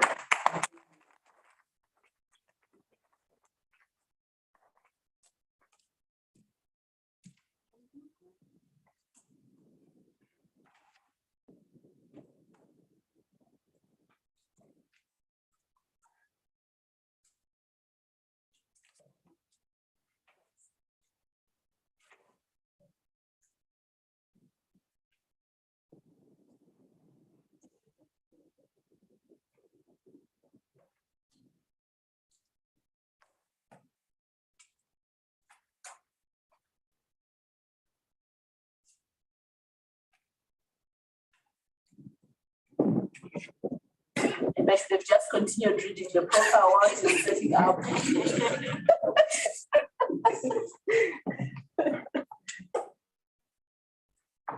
Please proceed with the profile because you just need to. Okay. Let me see what else we need to talk about. So, Prof. Oladipo is a senior scholar and fellowship beneficiary of the Heidelberg Lorette Foundation, German, United States Department of State Exchange Program, Tech Women. She is also involved with the widening of natural language processing. Then she's also a member of the Women in Machine Learning, Black in Artificial Intelligence. She has she's a two-time recipient of the PyCon USA grant, the ACM FAT Fellowship 2019, 2020, and the 2019 Diversity and Inclusion Fellowship of the ICML. She is an alumna of the prestigious Machine Learning Summer School. Recording in progress. She has acquainted herself with machine learning, big data analytics, and data science at the Institute of Analytics and Data Science, University of Essex, UK. And there is a whole list of universities there she has worked with. Universidad Autónoma de Madrid in Spain and University of Oxford. I think she's ready now to speak to us.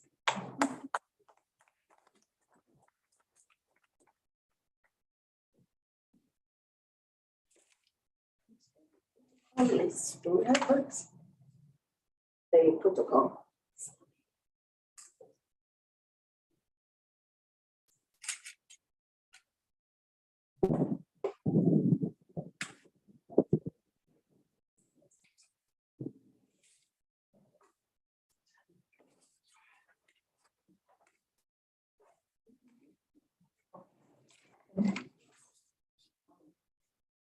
Your Excellency, my President, those who represent the Nigerian President here,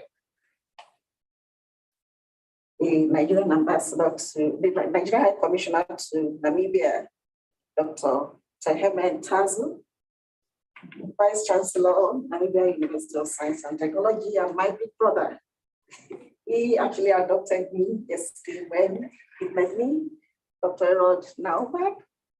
With the kind permission of the two of you, I would like to adopt the already established protocol, so I don't have to read out all the names. Vice Chancellor, sir, I am privileged and honored today to give this keynote at the maiden edition of the International Conference on Information Systems and Emerging Technologies, and of course, the second edition of the International Conference on Data Science, Machine Learning and Artificial Intelligence. Thank you for inviting me and thank you for having me. This is my second time in Namibia, for the first time in the university. A lot has been said today by the earlier speakers, and a lot more will be said in the plenary sessions, in the parallel sessions. It's all going to revolve around development of information systems, around new discoveries in machine learning, in artificial intelligence, in data science. And of course, it is no accident that we're being hosted by the Faculty of Computing and Informatics. The choice of this topic, because Professor Jude was on me and we had a lot to do, and I was like, okay, everything is so chaotic around me. How can we bring order to this chaos? Computing research is always organized around some grand challenges. And so today I'm going to be introducing a new grand challenge, computing, that is assisting researchers to bring some form of order to the chaos that we face in our lives as researchers. Most of what we discuss today will be around data-driven research. And so it does not matter whether you are in the humanities or in the sciences. And my outline will be to make a case for a revised production of scholarly artifacts. You just hold on and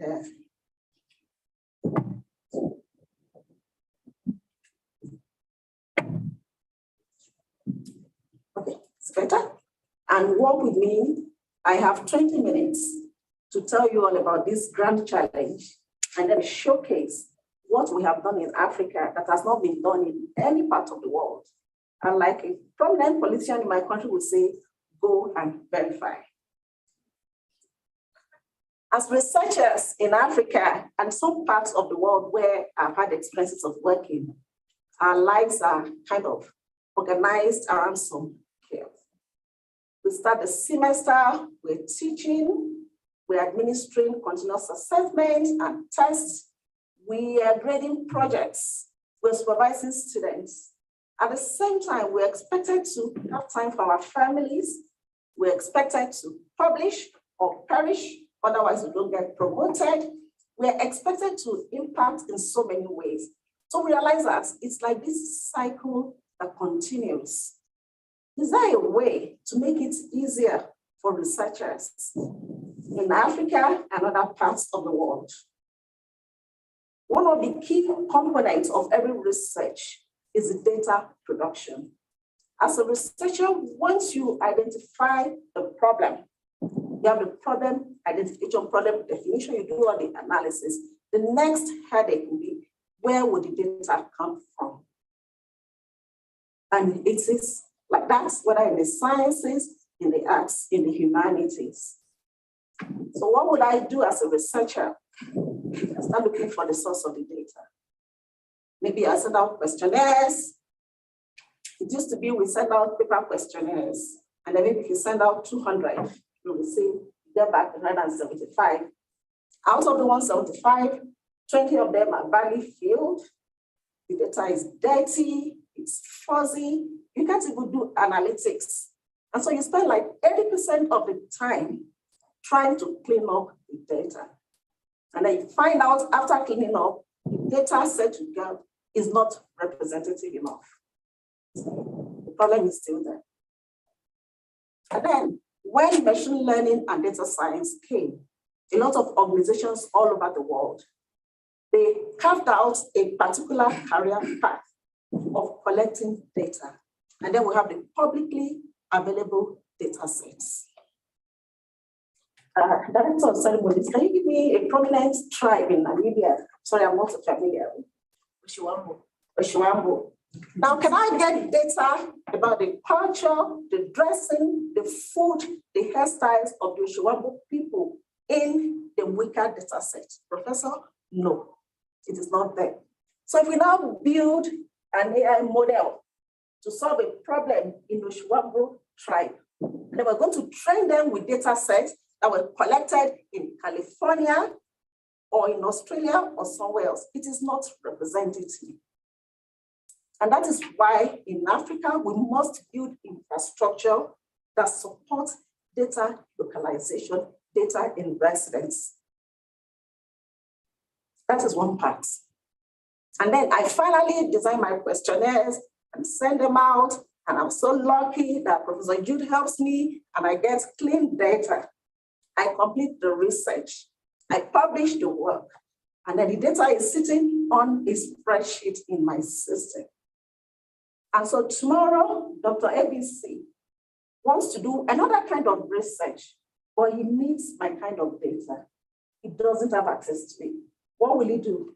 Designs questionnaires again, goes through that same process. So data collection in Africa is repetitive. It's tedious. And we collect the data, we do the analytics, we publish the research, we do not publish the data.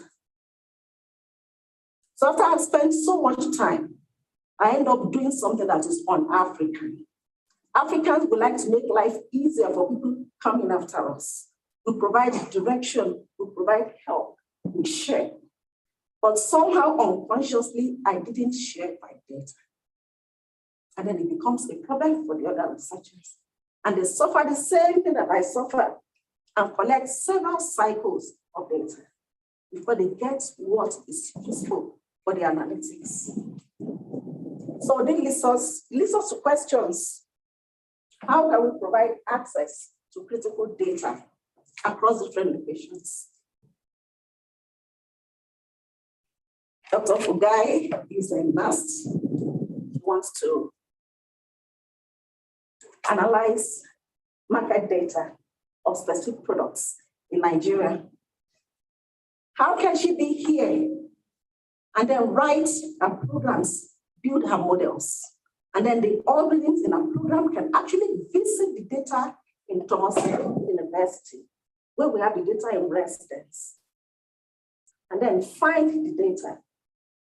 She's able to do analytics, leaves the data as it is, publishes a result, and says, I have done this groundbreaking work, I found this data somewhere. And then if I collected that data, she cites me, and everybody cites me, and I'm on my way to becoming a high-cited researcher. It's a win-win situation. I've made her life easier, she has been more popular. So how can we ensure that researchers will have seamless access to data that are official?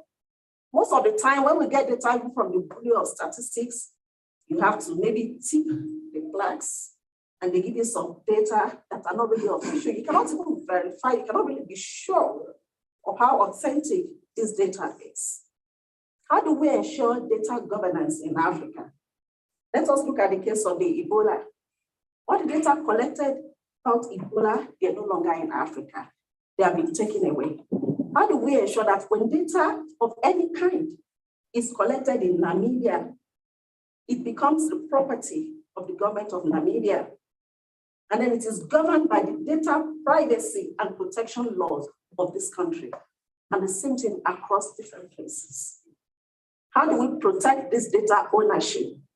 And how do we ensure that research data and objects, they are findable, they are accessible under the approved regulations, they are interoperable across different platforms, and they're reusable by different researchers and different projects? Vice Chancellor, sir, Your Excellencies and distinguished guests. In computing, whether we're talking informatics or data science, any area of theoretical applied computing usually revolves around a grand challenge, solving what we call wicked problems. As of 2016, the buzz everywhere was software engineering. And then we just jumped into 2017 and everybody started talking about artificial intelligence, machine learning, data science. Presently, there is a new grand challenge. Vice Chancellor, sir, Your Excellency, it is a new kind of science that supports findability, accessibility, interoperability, and reusability of research products.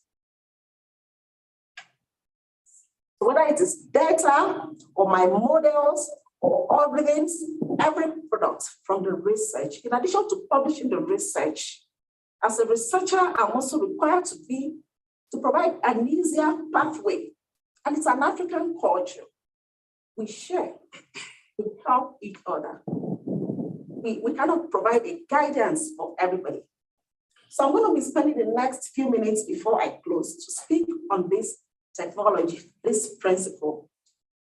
It's just a set of principles that says, if a researcher collects data, concludes a research, in addition to publishing the research results, also ensure that the data used in the research can be found by both computer and humans. So the data has to be produced in a machine actionable form. And then it is also a principle that says the data should be accessible, not necessarily making anyone walk into your data center. Also, okay, if you need access to this kind of data, please email Dr. Fungai at nost.edu.ma. Or go to this URL and download the JSON version, the .csv version, the .txt version. It is interoperable across different platforms, such that the particular version of the data that the next scientist would need for the research is available.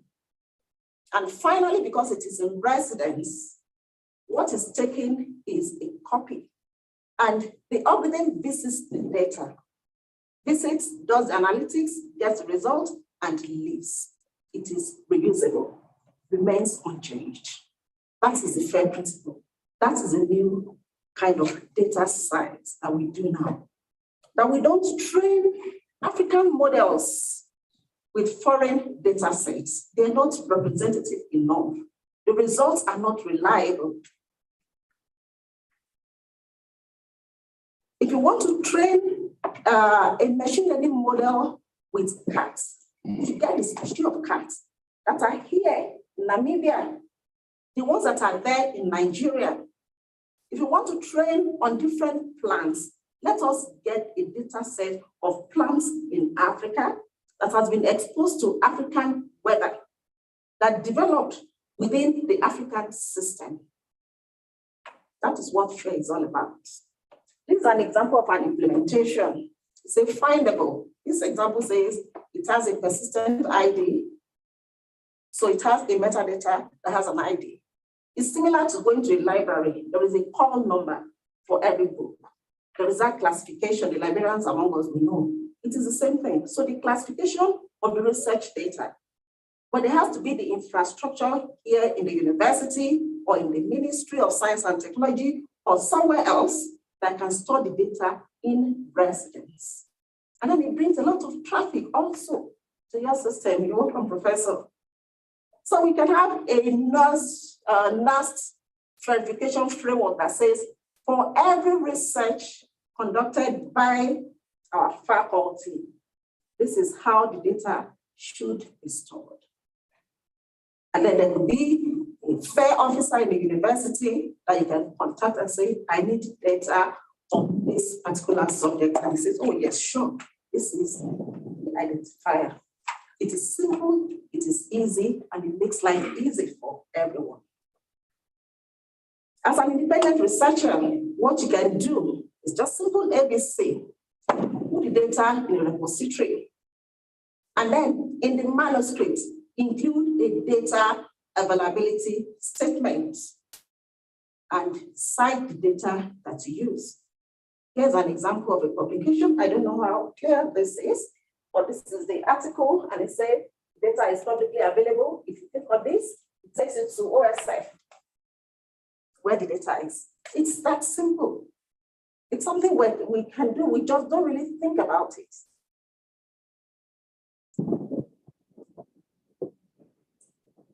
I've listed some examples of some tools for verification, and the university can also develop this to be used by the researchers and their graduate students.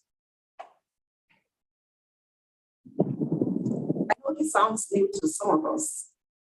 When we started the Modern Africa project, we conducted a research, about 500,000 researchers across 190 countries, and 39% of them actually never heard of it. FAIR is a European standard. The EU will not approve any research funding except it complies with the GDPR, and then that commitment to make the data findable, accessible, interoperable, and reusable. It's that easy. So I was talking about the public data sets. I know a lot of our data scientists, they will be like, no mind that. We have the WICA, we have the UCI, and we have so many, the Google public data set. They are not representative of African circumstances. What is Africa's contribution to these public data sets? You hardly find much representation. And that's how we end up most times having outfitting in our ML models, because we don't have adequate representation in the public data set.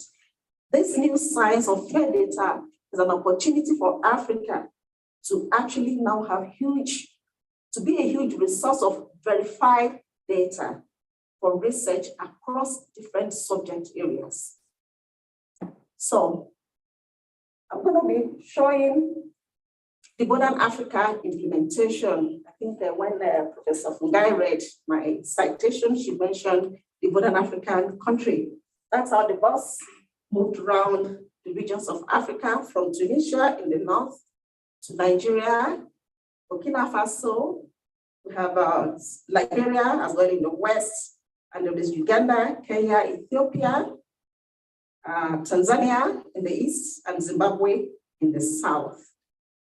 There was lockdown during COVID-19 across Africa, and it's led to a lot of fears, disruptions, and so on.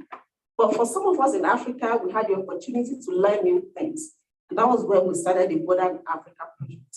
We had to build the collaboration. So when the rest of the world were like, oh, it's so bad, it's COVID, for us in Africa, it gave an opportunity for us to evolve into something new. And there is a science of medicine and the science of data. We can produce vaccines, yes, but we can actually help our health workers by giving them access to health data on COVID-19 that they can use for the analytics and predict patterns in the spread of the COVID-19 infection. That was where we started from. And so we got a seed grant from the Philips Foundation in the Netherlands to build the first set of machine actionable fair data points in the context of COVID-19, and the only one worldwide up to this time in Modern Africa.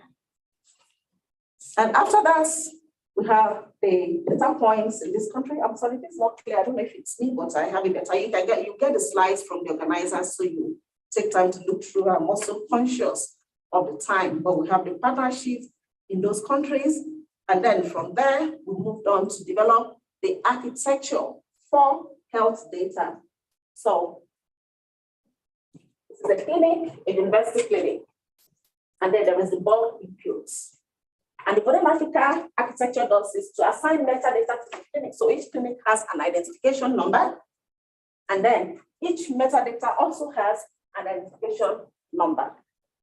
And then the data is findable, it's accessible, it's interoperable, and reusable. And there is a dashboard, which I'm going to show, an address online where the data can be found, and instruction on how to actually get, you'll see the metadata, but because it is protected, you will not see the data. But you know how to actually get the verifiable version of the data. And then we also have the architecture for research data. In Tunisia, we're hosting both health data and research data. So if we have a university like NAS that wants to host both health and research data, why make them go through two architectures? So we developed the combined architecture for both health and research data. It's just a question of now picking a path out of the two. In Kenya and Ethiopia, they already have the health system, the HMIS.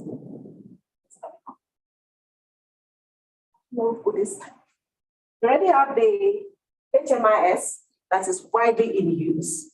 So there was some resistance. Why do you want to bring a new system when we have something already existing? Like, no, we're not bringing a new system. Just hold on. Can you feed and plug in your HMIS, the DHIS2, into the Modern Africa system? Oh yes, we're happy to do that. And that is when we now have this architecture.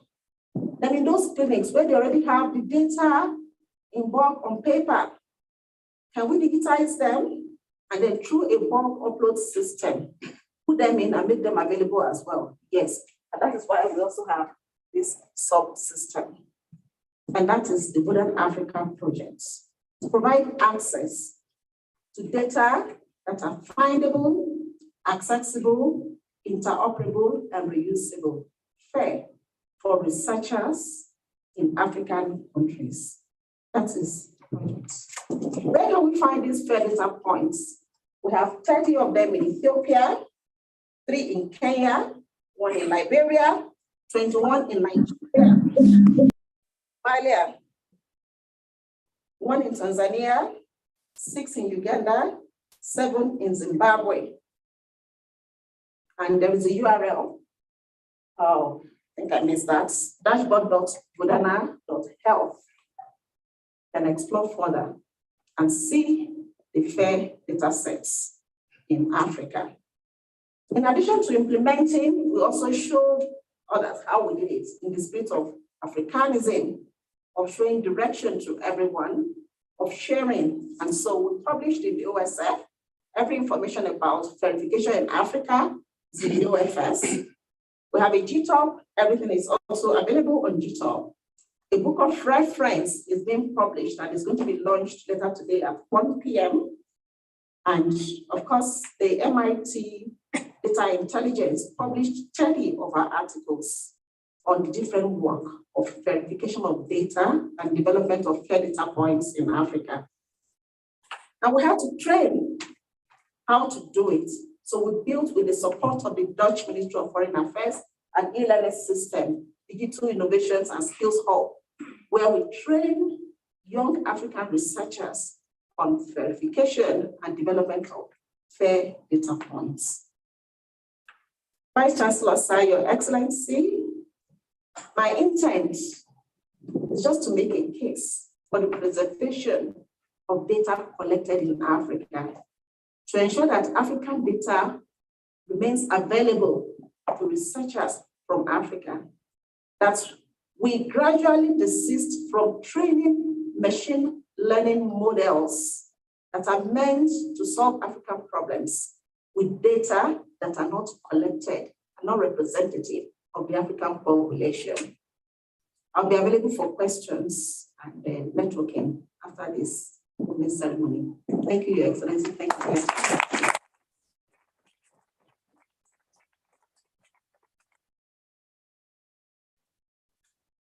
Another round of applause.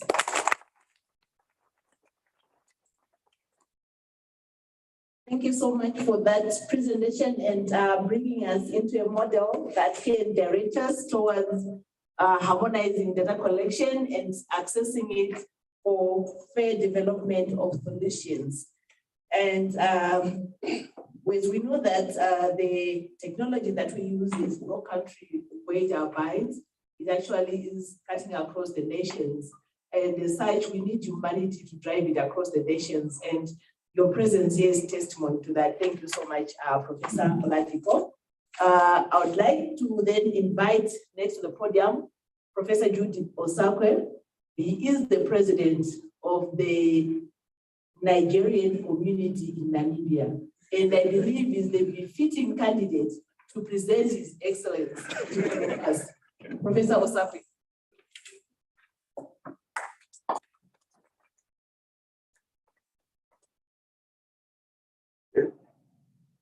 Thank you, Prof. Permit me to stand on the assistant course.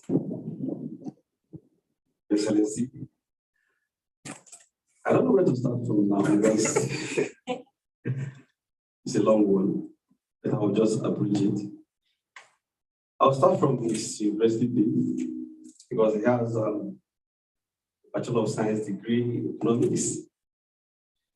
He also has a master's degree in business administration and a Master of Science degree in economics. He also has a doctorate degree in economics. His area of specialization is econometrics. He is also a fellow of the Chartered Institute of Economics in Nigeria, He is an alumnus of Harvard Kennedy School, US, Massachusetts Institute of Technology, and London School of Economics. He was also a lecturer, a senior lecturer at the University of Agriculture, Makurdi in Nigeria. These are just academic profile. But let us go to politics. He's from a state in Nigeria that has about 10 million population. He started as the majority leader of the Benue State House of Assembly, the minority leader. From there, he moved to the majority leader of the Benue State House of Assembly before he became the Speaker of the Benue State House of Assembly. And today, he's the High Commissioner of Nigeria to Namibia. So permit me to welcome Dr. Teheme Tazo, my High Commissioner.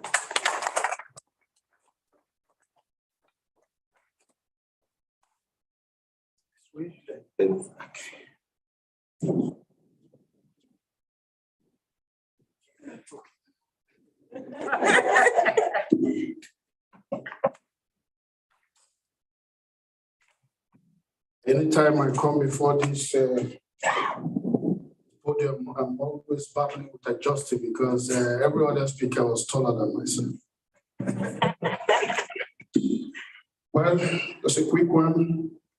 My dear brother, the Vice Chancellor of this very prestigious institution, Namibia University of Science and Technology, Professor Naumap, I greet you once again. You can also see Professor Dr. Stanley. He will still definitely get there. So it's not a mistake. Also have seen my dean in the Faculty of Management, Professor Semeti, can spot you from here.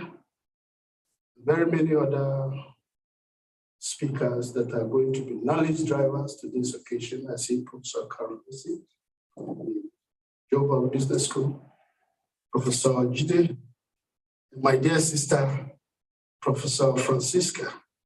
Good to have you in the land of the brave. Well, my task is very simple, which is inaugural, but it's so frightening that we've been talking about data science, artificial intelligence, and so much of mathematics and science. It's so scary when you talk about science. A lot of people want to jump through the window. But I make bold to stay. And I will resist as much as I can the temptation of driving into the technicalities of the subject matter. Data intelligence, artificial intelligence, data science, machine learning. I'm just going to take a swipe of the subject matter which we are sharing today. But before I do that, I'm resisting because something happened at the airport here. My brother, the Vice Chancellor, was to take a flight from Windhoek to Walvis Bay. At the airport, the pilot wasn't available on time. So we saw this gentleman, very huge, all-knowing. And then one of the passengers whispered to us, said, no, let him fly us. And before you know it, he was also ready to fly us. Before we were called for boarding, there was nobody there at the boarding gate again. Because we all knew he couldn't fly us. Because that was not his job. That wasn't his calling. So I respect division of labor and specialization, and that's why, as an economist, I'm not going to dive into the technicalities of what we're saying. So that before I raise my head, there's nobody in this hall. Having said that, I want to proceed to say this is a very important occasion for us Africans and for especially the younger ones coming up.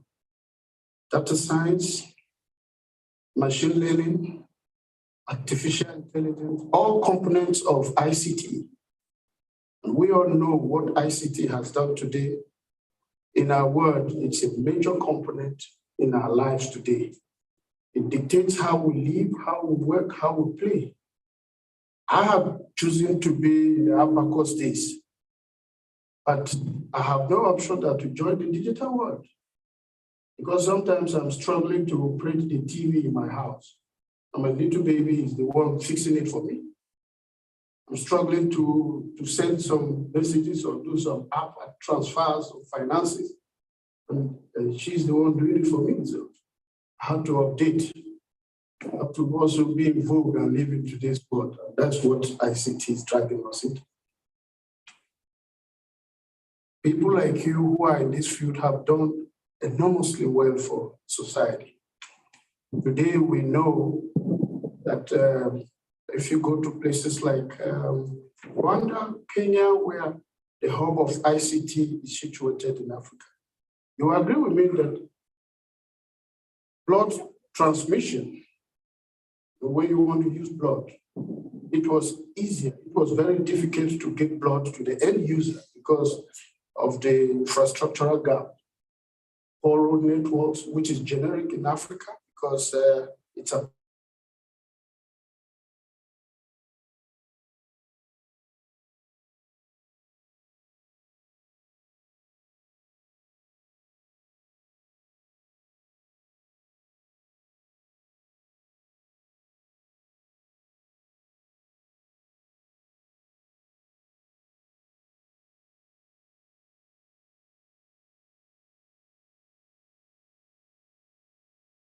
the time it would take to go by road and then getting it back.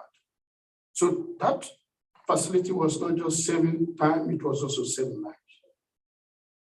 So you can see what you people crack your brain in digitalization and digital literacy. You were able to impact society in that health aspect. When you come to agriculture, drones were still used to spray insecticides on farms. Before, people were using aircraft and other farm, tools to spray these insecticides, which won't put the pilot at risk. And with the use of drones, all this are also eliminated and human lives are also saved. And then food security is also on the basis of being guaranteed in that aspect. So that's the impact on agriculture. We can also go into learning.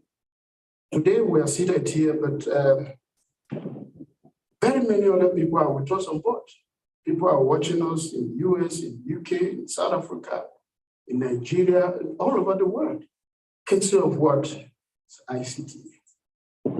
Before now, you can imagine what would have been. So we are driving society from this data science, machine learning, artificial intelligence, all forming ICT. If you look at the aspect of finance, before now you must go to bank to feed the teller, the inconveniences of going to bank to feed the teller. But today you just do your phone, electronically you just transfer your money. Life made easy. And on daily basis, we are upgrading. No one knew there would be e-wallet. It started from phone transfer, there's e-wallet, there's cash out, all intelligence, creativity from human beings, adding value on daily basis. So I can go on and on and on to emphasize the importance of what ICT is doing in our day-to-day life and will continue to do. Now it takes us to the components of how Africa can also take advantage of this. Moving forward, I can announce to you that virtually everybody that is a major key player in this ICT world, everybody, when I mean body, both corporates and human beings, they are individuals. If you talk about Mark Zuckerberg, it's an individual. If you talk about Jack Ma, it's an individual. If you talk about Jeff Bezos, it's an individual. If you talk about Elon Musk is an Indian. No one is talking about Nigeria, America, Namibia, or South Africa. They are mentioning individuals. And what does that tell us? It tells us people are thinking. These are entrepreneurs that are taking big risks to make big money. They are creative, they are continuously thinking 24 hours, trying to be creative, to be innovative, to take Potter's comparative advantage and niche maximization. It's on the wrong, 24 hours. They are on the fast lane. Why? Because entrepreneurship is the only driving factor in today's society. Government has no business in business. Government has no business in business. And so we need to build our youth to support them, to bring out the creativity in them, so that we can also generate some other future Jack Ma and Jeff Bezos and Elon Musk in our youth, in the African youth. Very energetic youth, very creative youth. All we need to do is give them the enabling environment, and that's where government comes in. So, ladies and gentlemen, I want to say that in submission, entrepreneurship and ICT are twin-like. In most cases, they are going together. And that's why virtually every household name in entrepreneurship or in ICT has an entrepreneur fund. If you talk about Jack Ma, he's going to fund entrepreneurship in ICT. If you talk about Jeff Bezos, Elon Musk, they're all thinking of funding entrepreneur in ICT. And guess what? Their target has been Africa. Africa, because we have a population of 1.3 billion people, 60% are youth. And these are energetic youths ready to learn, ready to be given that startup to drive. And therefore, I made a talk the last time here about triple helix, which was talking about government, academic, and industry. But in today's world, it's no longer triple helix, it's double helix, because academic and industry is now merged. Universities are also producing now. IMT that you attended, they're also doing automobile. They're producing vehicles. So the research they do, or they carry out, instead of giving it to the outside world, they implement it themselves. So for students, this is your take home. Those of you, especially in ICT, all the conversations you get from this very serious gathering or conference, try as much as possible to build creativity out of them. And they aspire to be your own Jack Ma. Solve the problems and the money will follow you. On this note, I want to say that I don't want to keep us much waiting because I think we're headed for tea break. But once an eagle, always an eagle. Namibia University of Science and Technology is an eagle and will continue to fly. Why I say so is that I visited a friend who has a poultry farm, and there was an eagle among the birds, but he never knew until I told him this other bird has unique qualities. It's not an ordinary bird, it's an eagle. And my friend told me, no, it's not an eagle. I said, that's an eagle. He said, no. I heard the bird, tried to aid it to fly, it didn't fly. He told me, see, I told you this is not an eagle. I said, well, I believe this is an eagle. He said, well, even if it's an eagle, it's been fed with chicken feed, so it has lost its roots. It's no longer an eagle. I came back home, and 2 weeks later, I went back there. I told him, I'm convinced this is an eagle. He said, no, but we have sorted this out the last time. I told you it has lost its roots. So I heard the same bird, they did the job, the bird flew away. I told him, you see, once an eagle, always an eagle. So whatever misconceptions people may have about NAST, NAS is amigo. It has brought the whole world together now in this conference. NAS will always fly, because once amigo, always amigo. On this note, let me say this conference stands inaugurated, and then enjoy. Our members should have good confidence and sharing of knowledge. Thank you, and God bless.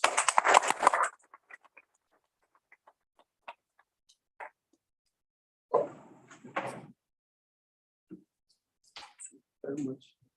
Another round of applause.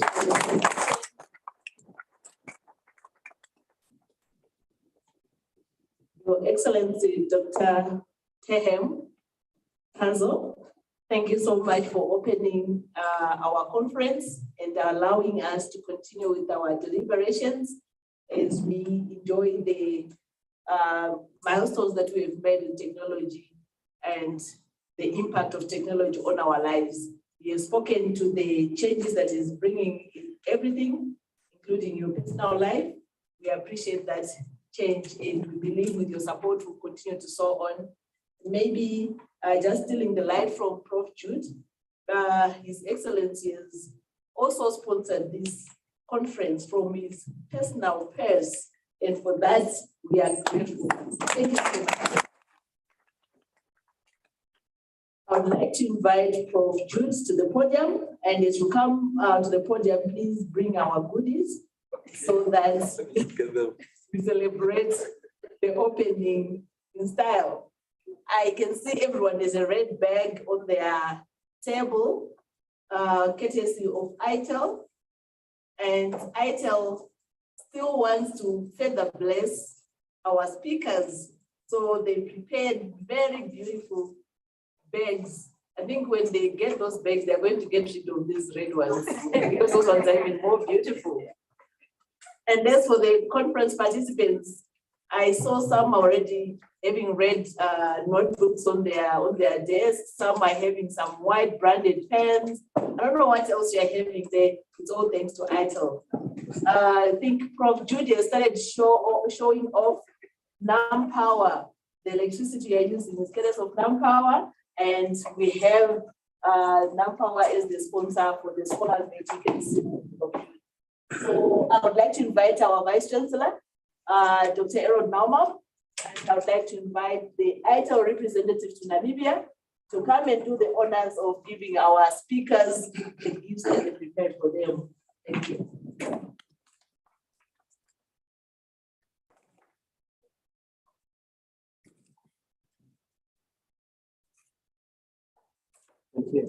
Yep, we can find this more beautiful.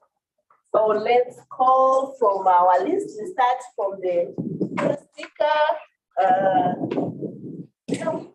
Okay. Our first guest speaker is Professor Randall Carolison, all the way from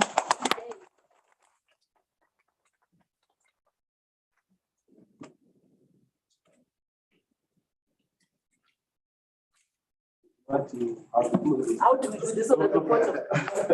Yes. No, we have to be doing it. Thanks.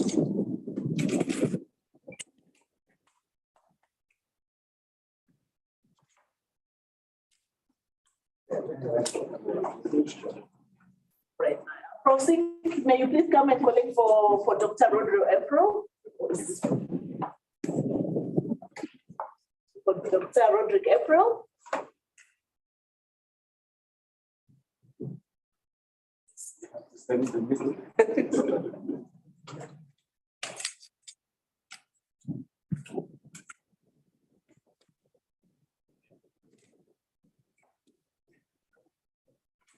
All right, next is Prof. Francisca.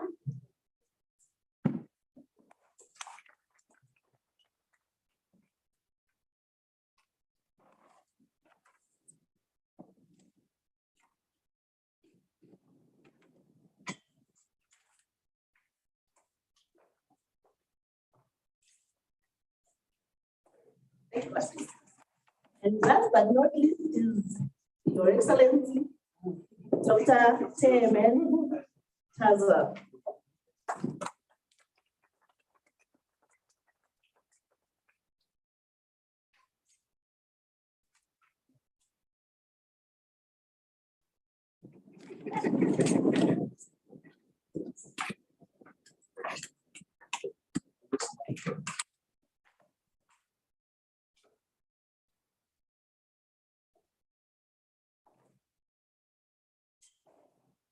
I still stand on the existing protocol. Don't break it. I can also perceive the smell of coffee outside. Am I right? Yes. Okay, so I will not waste time. So I want to say thank you to our guest speakers. I also want to say thank you to Vice Chancellor. He's the General Chair of this conference, and without his permission and contributions, I don't think we'll be here today. So thank you so much.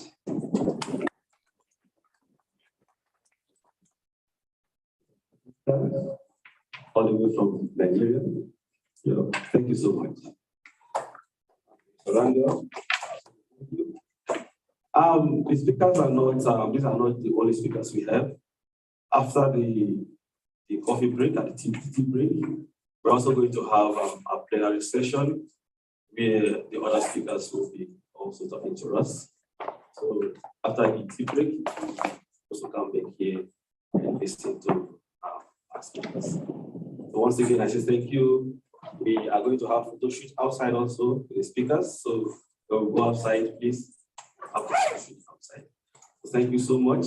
And I also want to let you know that we're already planning for our next conference for next year. So get yourself ready. Yeah. Thank you. Then now, Professor Gile, I also want to say thank you. He's a professor of artificial intelligence from the University of Johannesburg. You'll be also talking to us tomorrow at our cocktail and dinner event. So we also be glad to hear from you. So thank you so much and God bless.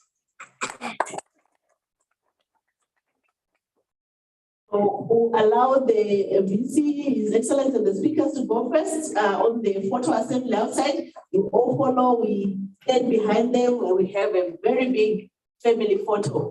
So let's go.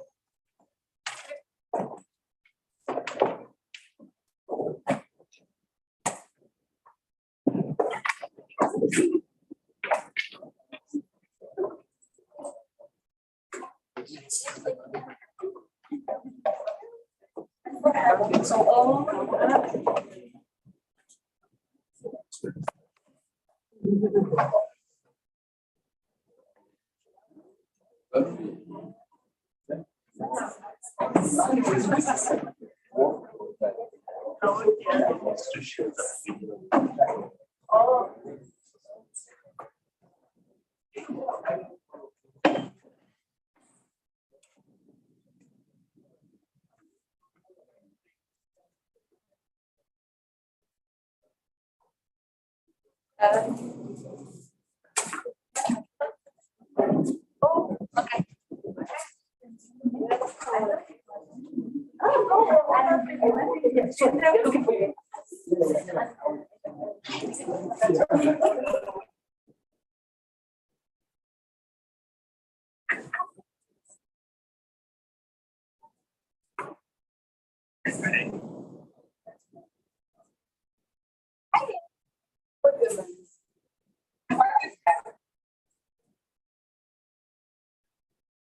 I know.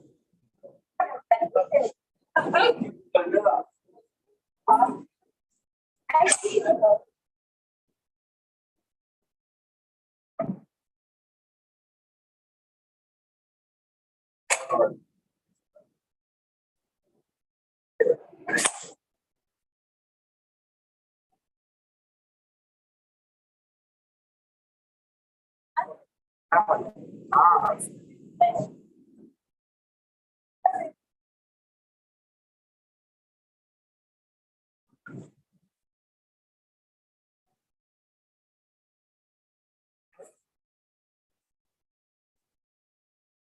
What did you say?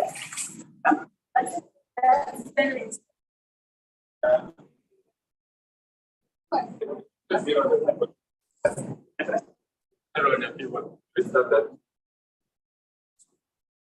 Let's go ahead. Yes,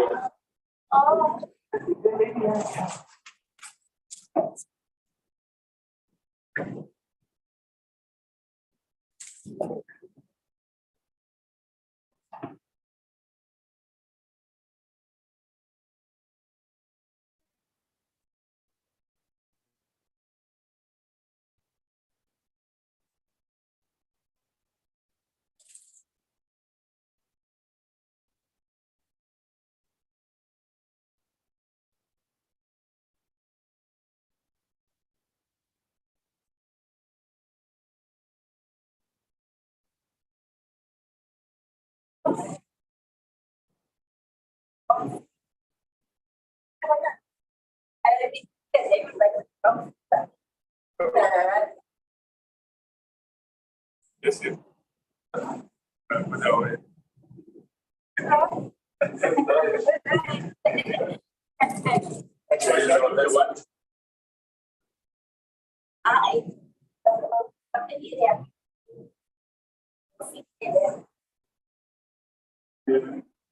I said,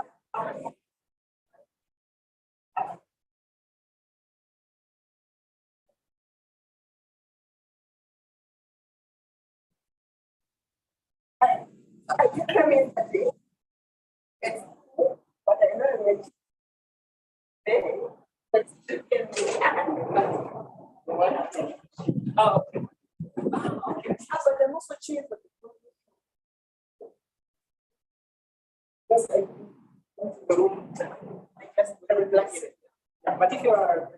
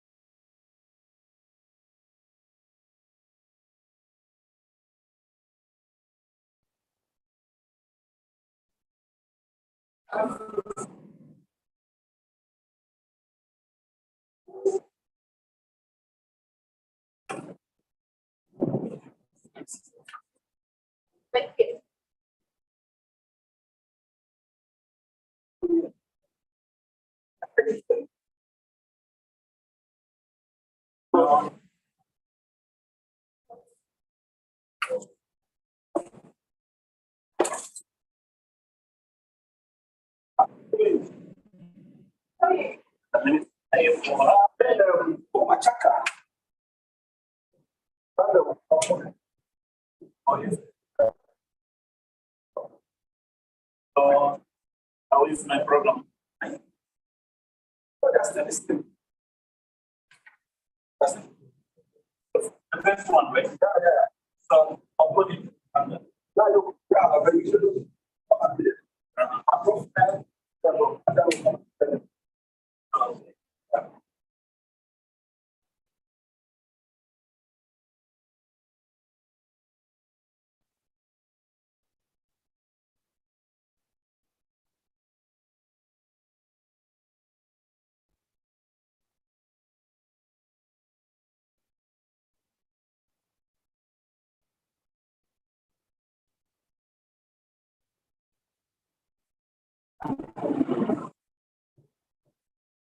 Yes. Connections. That's fun. I keep on. Yes. How we are going.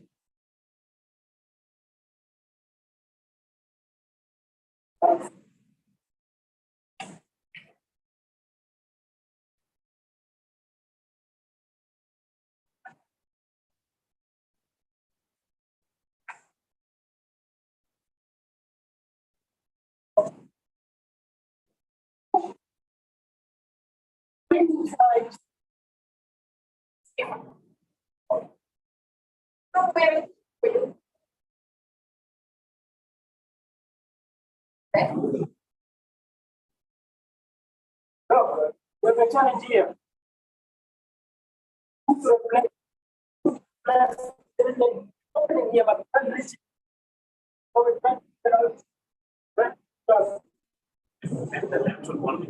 Then,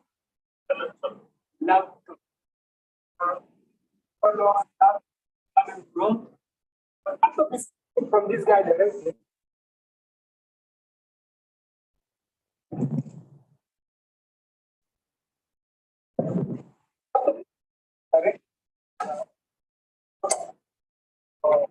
Unless there's someone here, is that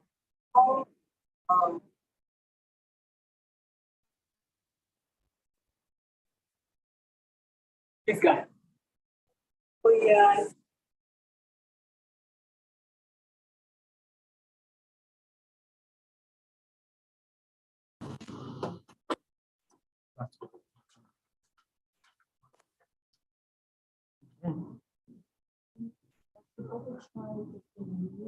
Sorry, I switched that, and then we switch this one here.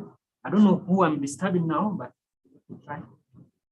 I have to move this guy here, yeah, and then you have a space, correct? Yeah, I hope I didn't disturb Linda. I would. So, what is my back? But it's So much. Apply perfectly. Okay. Like using your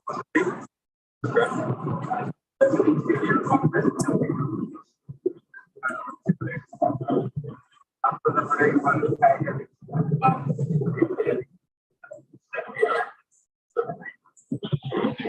that's next year.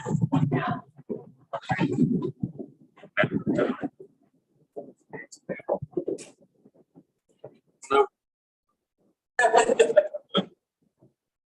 are available online.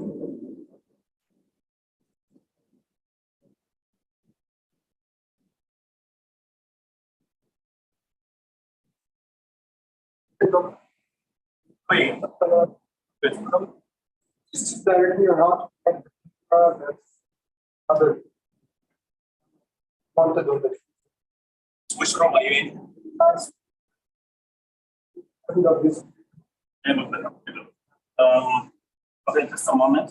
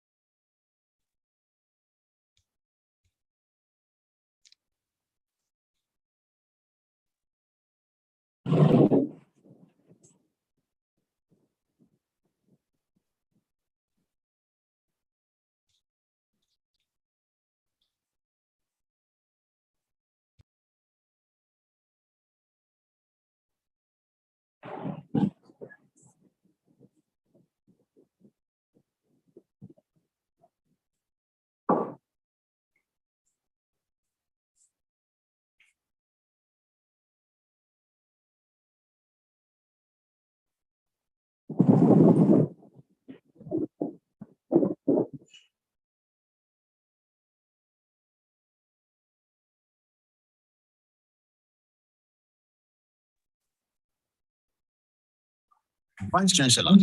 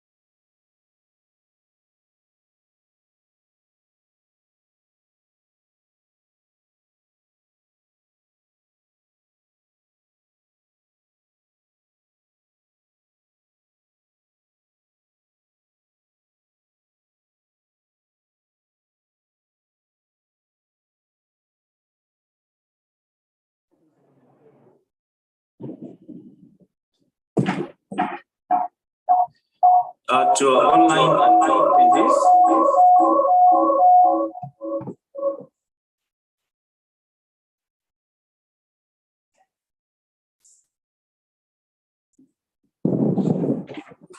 Apologies to our online attendees. I hope you can hear me.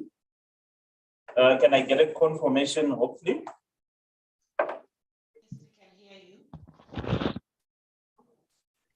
Yes, we can hear. Thank you very much. We apologize, we are behind schedule a bit, but we are starting and resuming our session right now. So what's going to happen, we still have our plenary session where we have our invited speakers. We have 3 slots that we need to go through. Then we'll start off with the presentations. We might have those that have been invited for a panel discussion, which is more or less a side event to one of the workshops that's running.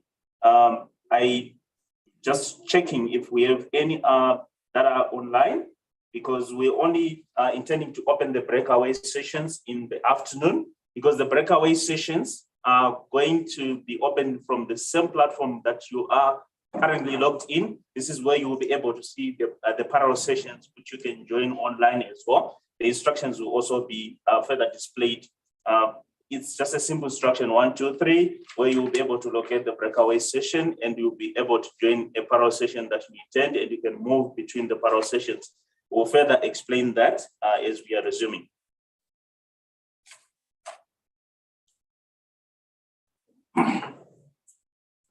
So I switch it there. Yes, thank you, sir. I'm in attendance and I'll be attending. My name is Kenneth and I'll be attending the breakaway sessions. You were scheduled to attend the which one? 3:45, 5 o'clock. Session number 3, I think it is. Let me just double check. No, the ICISET 3, the ones that are open, that's starting at 2, that one should be fine. We'll still be on schedule. Open the parallel sessions at 2. So the breakaway rooms will be open by 2, so that at least you can join your respective parallel session. Yeah, my session is session 4. Session 4, yes, that's in order. Thank you very much for confirming. Okay, thank you, sir. All right.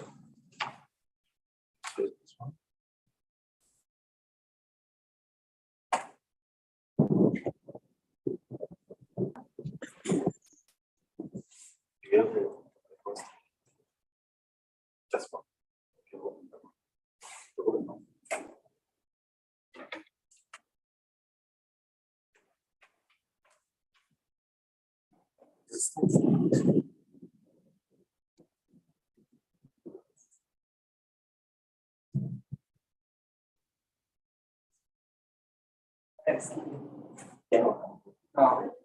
We are resuming our sessions. Can we all find ourselves in the plenary session?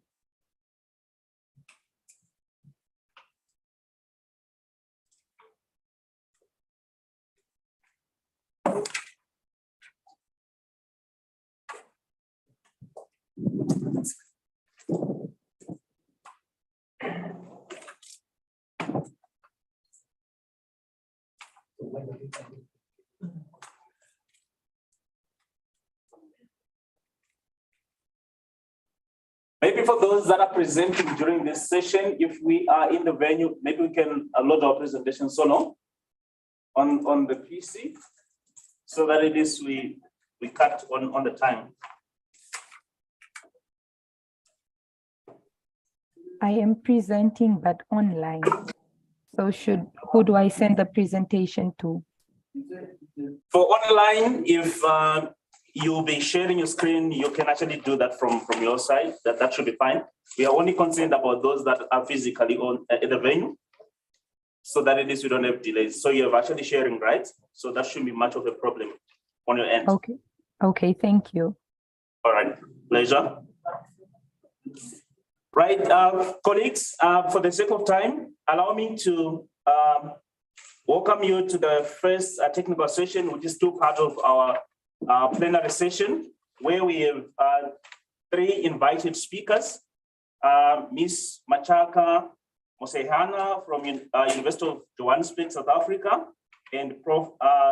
Dilipi Kumar Sharma, the Dean of International Relations and Academic Collaborations, DLA University, India. Then we also have Professor Irwin Brown from University of Cape Town, South Africa.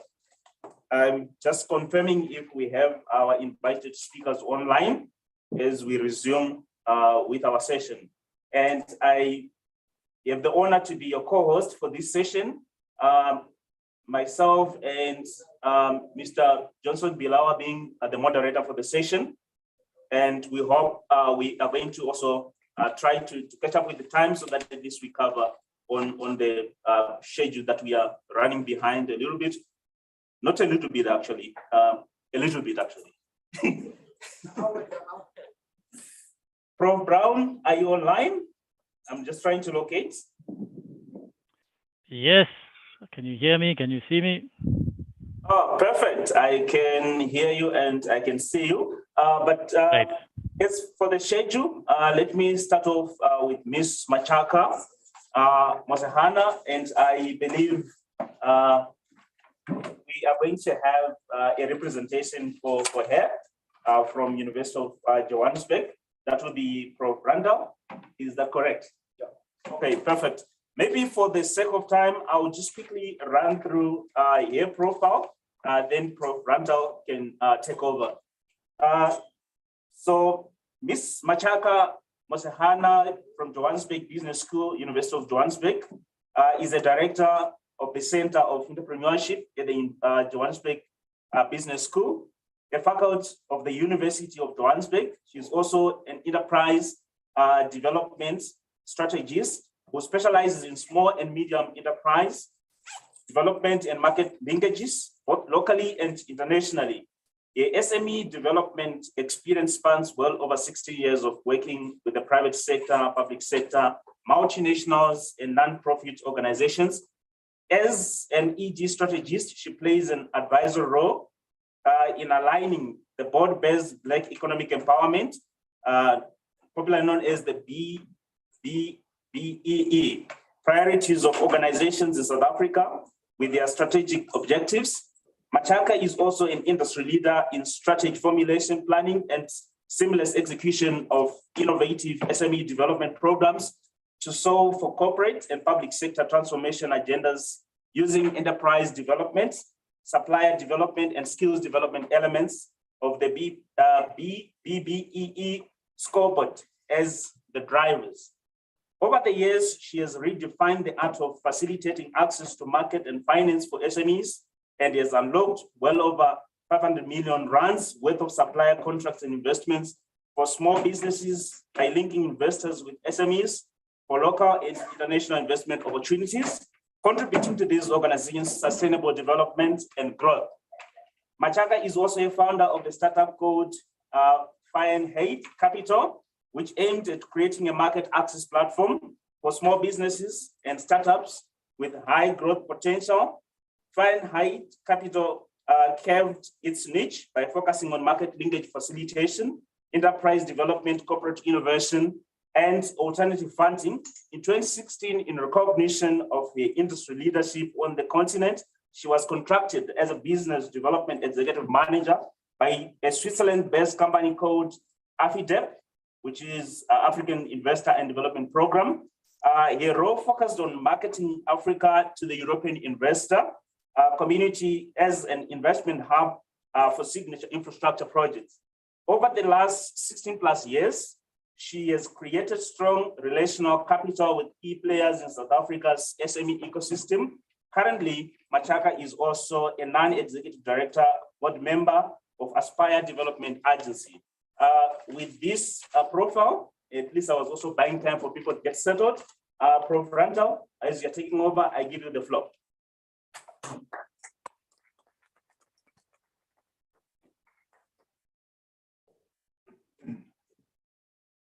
Thank you, Program Director, and good morning once again to the audience. I have greeted all the important people, but I think they all have left, so except our gracious Vice Chancellor still with us. Firstly, apologies for Ms. Machaka not attending in person. She is terribly busy with organizing the AI Hub launch next Wednesday. It's a presidential launch, and she thought she would make it, but the security protocol and logistics and media and all of those things, it just became impossible. I'm further daunted to talk about her work, because I'm afraid I won't be able to do full justice to the very remarkable work that she's been doing over many years, certainly at the business school. So she heads up the Center for Entrepreneurship at the business school. It was a pre-existing center in the university, mostly aimed at social development goals. But when she was absorbed in the business school, we decided to refocus herself on two particular work or center on two particular fronts. One is we moved away from the notion and the mindset of SMME development to the mindset of enterprise development. The reason for that is we want to be able to get across the message that we are not in the business of small business development and survivalist business, to inculcate the thinking around enterprise development that eventually could become enterprises that can be listed and that can join the international world. There was a deliberate focus away from small medium paradigm. The second shift that we made was to align her with the aim of the business school, and that is to train technologically savvy leaders that are fit for the future, leaders that can platform, because based on what we observed in the rest of the world, companies that are technologically based and that were able to platform by far exceed the market value of brick and mortar companies. So the 7 fastest growing companies in the world are technological companies, and their asset value is 10 times that of, shall we call it, the traditional companies like General Electric, automotive companies, and that like that. And that was also deliberate because we want our clientele to begin to understand that they can actually go international. So something about her work. She runs a number of programs, all sponsored programs by various agencies and even government. And currently under our watch are 2,000 SME, I dare use the word, enterprises that we actively track, monitor, and we, as I said, alluded to earlier, connected into a virtual marketplace so that they can talk to each other. What our philosophy and our paradigm shift has also shown is that the enterprises that we are attracted are not normally people that can't find work. We are increasingly find professionals that attend our programs and that they want to understand the business of running a business in a technological space or in a digital space, and then take their business to the next level. So we actually have graduates on our program. We have PhDs that decided that they don't want to work for a boss anymore, and that they could join us to do what we call the certificate in entrepreneurship to understand the basics of running a business. Now, all of our programs are also articulatable. In other words, we don't design a program that cannot articulate into a next level. So many of our entrepreneurs, as they finish the certificate, would then enroll for our PGDIP or our MBA, or in some cases, even for our doctoral programs. So it is not meant to sustain a mindset of survivalist, although we do some work under the micro enterprises to get them off the ground. But we find that we can get more done by focusing on the bigger enterprises, or well, potential for bigger entrepreneurship, so that we can create jobs in that particular respect. Which is also, so we have quite a number of graduations every year. Just last week, we graduated 118 very successful entrepreneurs in the chemical space, chemical sector, that was sponsored by our CETA Theatre. We have the Raven Ackerman Foundation, and we've got the Tebe Foundation. We are advisors to government on small and medium enterprise development. We have signed an agreement with the minister, and much of our work finds its way into research for policy formulation. And that seems to be beginning to work very well. We similarly work with the Gauteng Propeller Agency to improve their throughput of enterprise development.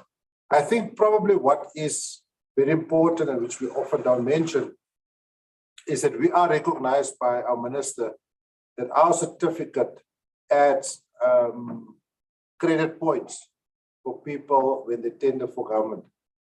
So we have linked our program to government's so-called procurement processes, and that additionally then adds to serve our enterprises to get into the marketplace, because often enterprises have great difficulty getting government contracts because of various numbers of reasons. They are too small, or they don't have finance behind them, or they don't have the necessary technology. We also link them with our technology partners, which is the CSIR,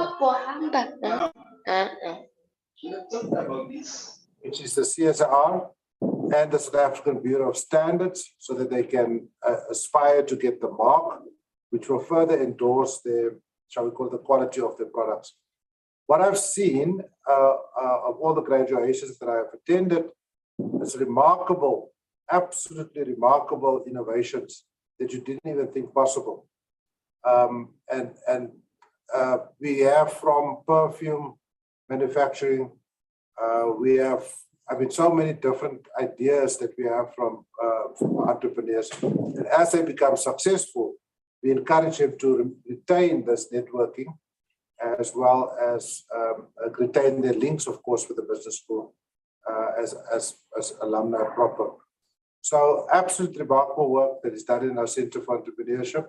It is widely recognized across Africa as one of the top entrepreneurship programs. It has attracted the attention of our partners at MIT, which we are going to be co-hosting a program with. It has attracted the attention of the OECD and our Chinese partners. So the whole concept of bringing entrepreneurship into enterprise development, digital transformation and enterprise development to promote the path of technopreneurs and as well as social entrepreneurs are very important. Because at the business school, we have this mantra and this notion that whatever we do, we will seek to enhance social justice. We don't just do it for money, only the money we believe will follow. But whatever we do must further social justice and social equity. And this is one of our centers which we are extremely proud of that do exactly that. One of the programs that we have just launched based on some of the external work she's doing with the center is doing with one of our external clients is to get a list of all of the unemployed graduates that applied for the internship programs. Now, the situation is so dire that this is a tech company that advertised for interns, and they only had 20 places available, but they received 2,000 applicants, and these were STEM graduates. So we took that, we requested, of course, their permission, and we are filtering it, and we will be offering 60 to 80 of those unemployed graduates a free program on our PGDA program, which is sponsored by a philanthropist which will wish to remain unknown. So that's a drop in the ocean. It won't make a big difference in the graduate unemployment, but what we hope to do with this program is to show other schools and government that there are ways to reskill people that can, so that they can enter the market properly. And we have agreements with, perhaps shouldn't talk too loud about it, but we have agreements with some of the top technology companies to assist us to certificate as part of the output of the PGDA that these students leave with certification so that they can enter the marketplace in a much better way. Small drop in the ocean, as I said, but we hope to show that there are ways to reskill our youth to be technologically relevant and find work much easier. Or alternatively, I keep on emphasizing it, to start their own business and become technopreneurs properly. I have drawn a little bit on what my experience is with the center and what work they're doing. They're doing a lot more than what I've described. And if you want more information, Professor Giri will remain here for the duration of the conference. He's working very closely with her. He's in fact building some of the things that I'm referring to. And also we can go onto our website. But if you really want to see what the center is doing, you should visit our school in Johannesburg. Thanks a lot.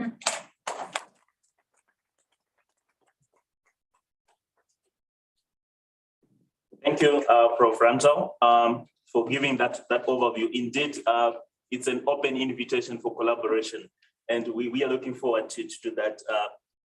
For the sake of time, maybe we can reserve questions for now up until we are done with all the three invited speakers in this session. Can I take the opportunity to invite our next speaker? They should be online.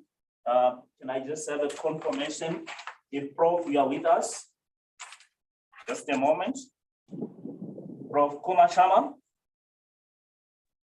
Yeah. Good afternoon. Yeah. Good afternoon. Prof, with your permission, allow me not to go through your profile, but if you want to have a way of summarizing it as you get into your speech, I'll give you the liberty to do so. I would simply say, Prof. Dilip Kumar Sharma is the Dean of International Relations and Academic Collaborations, DSMLAI University in India. I will give you the floor. You can take it out from there. Okay.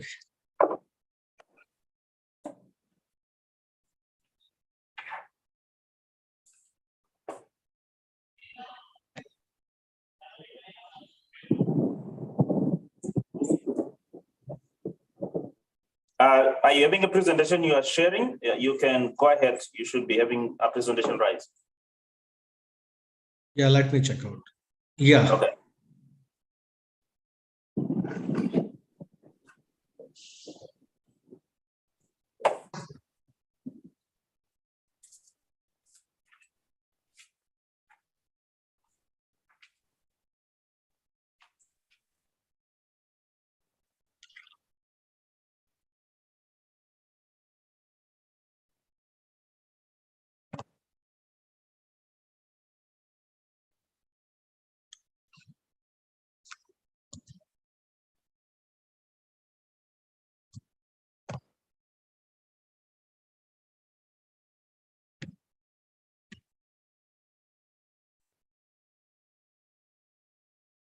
I think the people are going to able to see my presentation.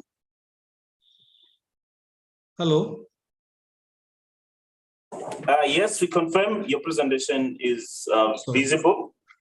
Okay. So thank you, the organizer of the conference, for giving me this opportunity to give me the talk on one of my area of research interest, fake news detection along with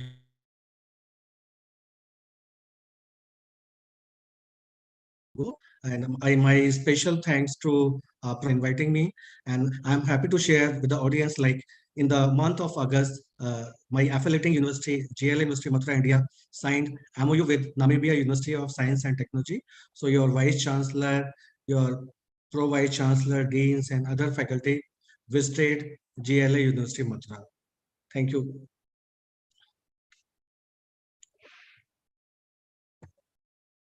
So what is fake news? And so we should not worry like fake news. So news is news. So if it is real, it is going to give a correct information to all of us. But if it is fabricated or not real, certainly it can create problem to us. So fake news is a form of news consisting of deliberate disinformation or hoaxes spread by traditional news, social news media or online social media. So what has like some features related to fake news? So it has a good quality that is not a good news. More striking headlines, so or catchy headlines, so that immediately by seeing the image or video, people can spare more time. But it is not going to have the sources or not authentic sources and different content and information titles. Maybe title can be because they want to first the user must able to see the information. So we almost, what is the difference between fake news and real news? So fake news usually does not have author on and anonymous. And every information, if it is a real, it is going to have some validity, proper channel, proper person, and can be not identified to the public. Fake news spread very quickly because it is spread for certain purposes. Original news has a licensed author source as well as proper procedural is there. So once we are going to see for how the news is going to generated. So initially the news is going to created by some creators. Then they are going to use some channel to propagate the news. And finally, the end user, the audience, we peoples are going to see it, read it, and we are going to known as the consumption of the news. So let me tell you a few real world examples of fake news. So in 2016, UK Brexit referendum was impacted due to the fake news. The Brexit supporting press provided invaluable backup with a stream of negative stories about European Union migration. So the people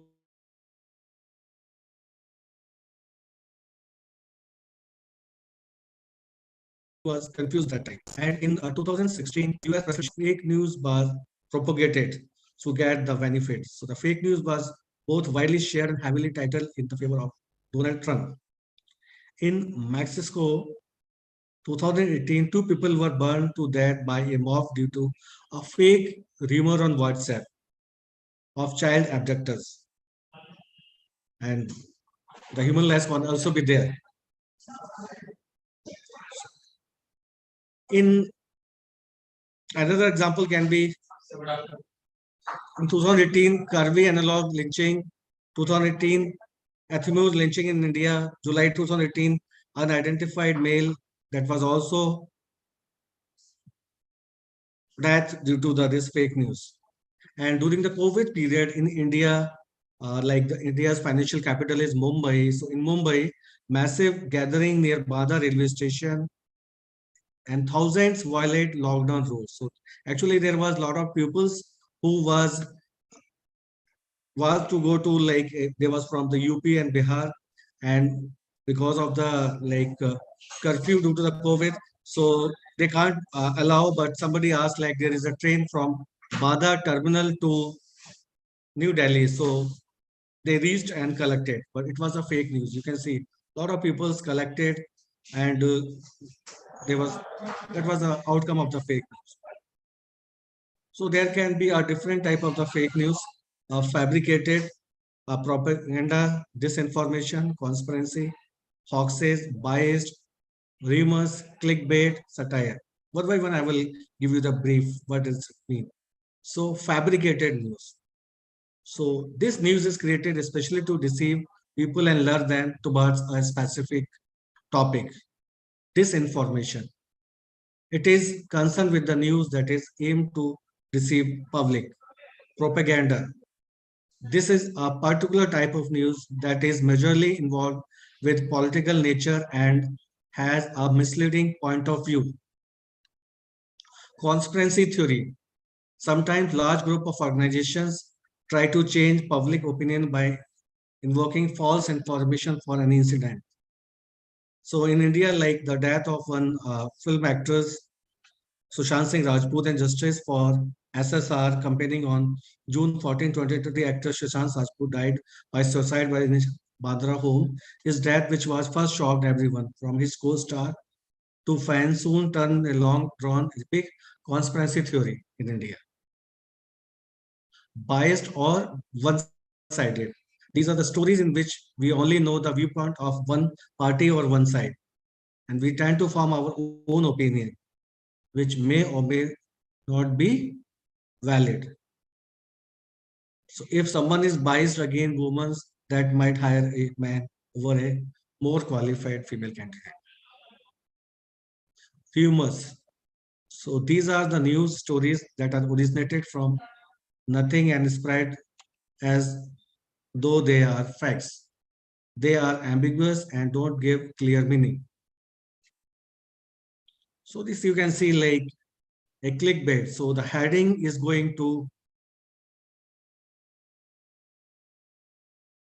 textual content and used to gain more attention and in the form of false advertisement. Satire news, the news which has irony, humor, and exposes the wild nature of something is often termed as satire news. So apart from that, we also have the fake news visual based, which is going to have the graphics and animation part. Post based, this type actually appears in social media. Network based news targeting certain pupils. Style based, focus on presenting the news in the wrong way. Knowledge base includes define in unfinished problems.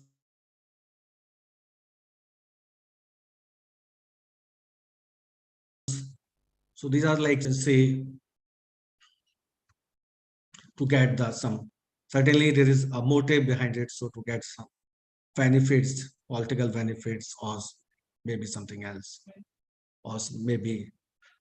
So in fake news information, there are a lot of actors which participates. So they can be the board means automated software scripts. There may be some political organization to get the gain, influencing the pupils, taking their sentiments towards them so that they can get the votes. Maybe some government bodies or journalists or believers or criminal or terrorist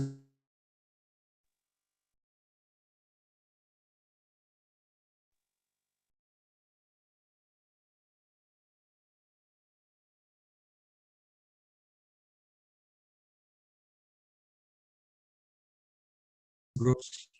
They are going to act as actors in the false information. WhatsApp, YouTube, review platform. Now these days, the major social media companies, they are developing the artificial intelligence, machine learning approaches.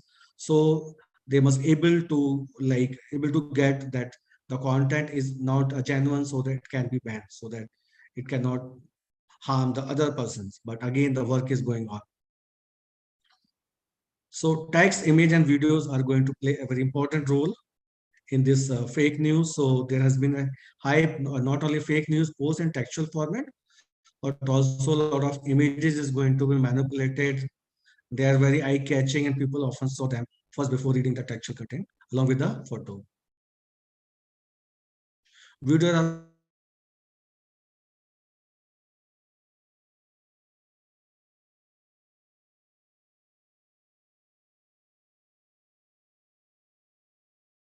posted and shared online events, so to create some rights or something mischievous. So very important for everyone. These are some steps how to spot a fake news. So the first thing to spot a fake news, first we have to see the source for it. So we have to show what is the source. Source is a genuine source or not genuine source. So considering the source is the first step. Click away from the story to investigate the site, its mission, its contact information, how old it is there properly. There is some proper validated or not validated. Then we have to see who's the author of that, either the Twitter's or Facebook page or any other social media platform. So we have to check the author, do a quick search on the author. Are they credible? We can generally going to find some comments on Google. They are real or not. We have to also very conscious to check the date when this news was created. Many times the news which they shared now, that was old news. Again, by doing the Google search, one can identify that is a past event, or if it is available or many places, it will also going to show the time. So check the dates. Reposting old news story does not mean that they are relevant to current time. Very important. Then check your biases. So consider if your own belief could affect your judgment. Then another thing for spotting the fake news, read beyond. Headline can be outrageous in an effort to get clicks. So what is whole story? We have to see whether the other channels are spreading that news. If it is so, and saying that it is like true things, then yes, we have to rely on that news. If normal one news is coming and all the other channels are not asking for that news, that means that the suspect is there. That's not supposed to be a news, because now these days all the media channels, news channels are, if something happened within half an hour, 1 hour, it is available on all the channels. We have to also see the sources, supporting sources. So check on those links, determine if the link given actually support the story. Yes, sometimes it is a joke. So if it is too outdated, it might be a satire. So research the site, website, and author to be sure. And yes, then finally, we can ask the experts. Fact-checking websites are also there. They are going to see that this content is genuine or not. So there are a lot of ways to do for the researcher perspective. So this is all about the journal information. Now there are a lot of type of the fake news detection techniques. So we can do with the help of feature oriented. So feature can be the content on the post, or what is the context between the different sentences. And we can use the mixed approach, hybrid approaches. So content focus on the word used in the news. Context, social context-based method, as there are 3 approaches that come under it: user-based approach, post-based approach, and network-based approach. And hybrid, we can use a mix of 2. So we can have model-based. So we can have on the basis of machine learning models. So in machine learning, because again, we have to identify the content. So we can, if we have the data set, which is labeled one, so we can use the supervised machine learning algorithm. If we don't have the labeled data set, then we have to use the unsupervised machine learning algorithms. And if we don't have, we have some data is labeled and some data is not labeled, then we have to use semi-supervised learning algorithms. And for the complex solution, we can also use the reinforcement learning. Whenever some action is going to perform correctly, we are going to give reward. And if some action is going to be performed negatively, we are going to give the penalty for that specific event to capture it. Then we can use the deep learning approaches, and we can also use the lexicon-based approach. The lexicon, we can use the database corpus-based approach or the dictionary-based statistical approaches. And always we are ready to have the model which is hybrid. So combination of more than one approaches is called the hybrid fake news detection technique model. A lot of data sets are available: Birchfield, Sienna Bevo, Liar, Yale, News Trust, Gossip Corp. So these are the data set which can be used for training our models, for validation, Samuel, political fact, Bank, fake versus satire, theme, fever, media avail. These are the data sets. So the researcher who want to perform experiment in the work of fake news, they can do it. We also having a government funded project from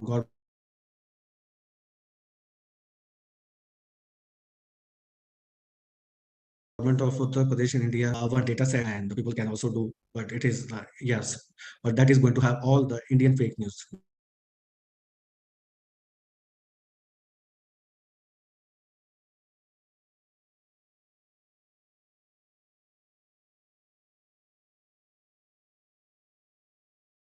Data set. Sources how to identify that is a genuine source, on how to deal with the sensitive topics, because again, and the sensitive topic is going to play a very important role for playing with the sentiment of the people's hashtag, because hashtag is not, if we are going to, with the help of hashtag, we are able to identify this is the key concept of the specific content. So how to deal with this kind of the issues if hashtag is not properly marked, just a mark because they want people can see their information. So, and blindly sharing is also, although now these days on the WhatsApp, we can share only the 5 1. Earlier it was a huge number, so they have restricted, but not because again that is apart from there there is a business. So, but yes, they are restricting. And what is the authenticity of the accounts? So something about the imbalanced data set. So the data set we work on highly imbalanced, especially if we extract news directly from the online platforms. False source, difficult to check the source is given is true or not true. Sensitive topic, they normally are based on sensitive topic that usually satire the atmosphere. Hashtags, some provide hashtags that are not linked with the proper posted news. People blindly share the information, some genuine users also share the information. So we have to be very conscious whether it's a genuine source or non-genuine source. Genuine account. Sometimes false information posted by genuine users. So when detecting fake news, that can create a confusion also. So there are a lot of fact-checking websites and tools. So, and they have developed by the researchers a political fact, gossip cop, fact-checking websites, snobs, fake news detector AI, fake news tracker, BS detector. These are available in the research papers. Grover also. So fake news problem solving. So the first phase will be, we have to process for research perspective. Like we have to process our data set, and then we have to validate the content correctness based on multiple data by comparing them. Then in the second phase, we have to combine some linguistic features with some word embedding techniques. And things to check in the fake news are news content, what is the source of information, response to news, and how to spread. And in this fake news detection, information dissemination is a very important part. So social media, we all are aware, it is very fast in facilitating the delivery of various information quickly and accurately throughout the world, so that it becomes very difficult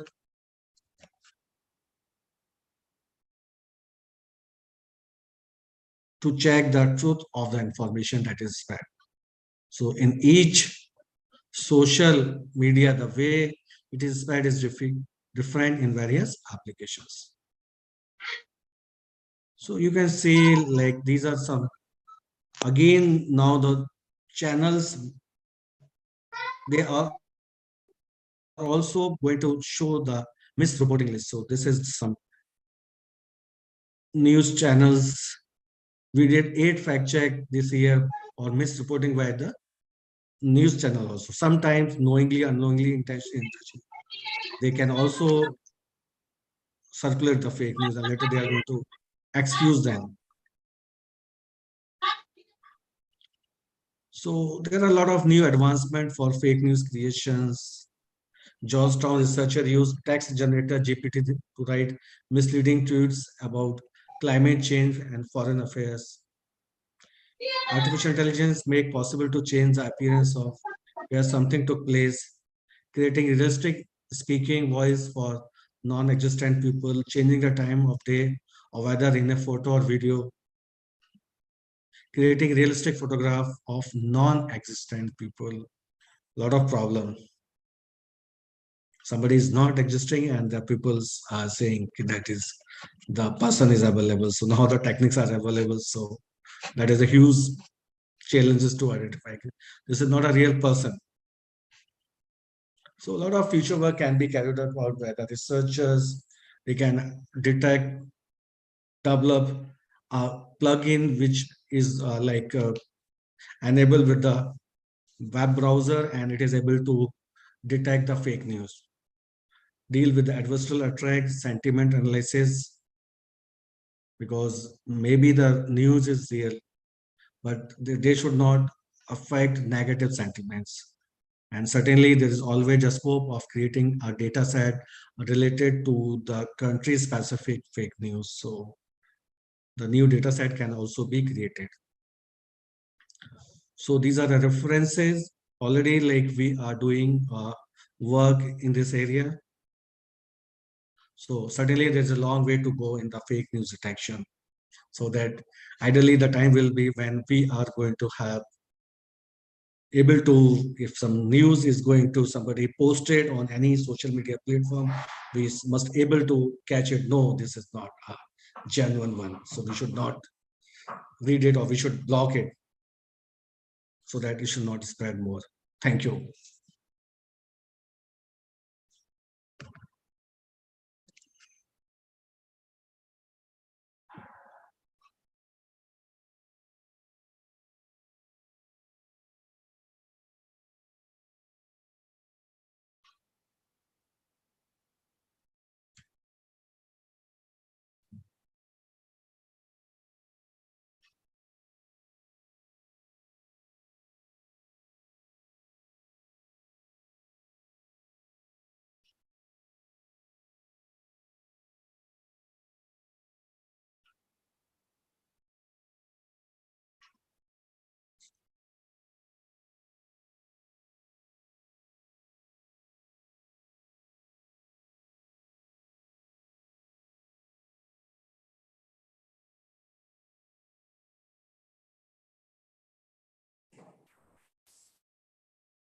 Okay, thank you, Prof. Chalma.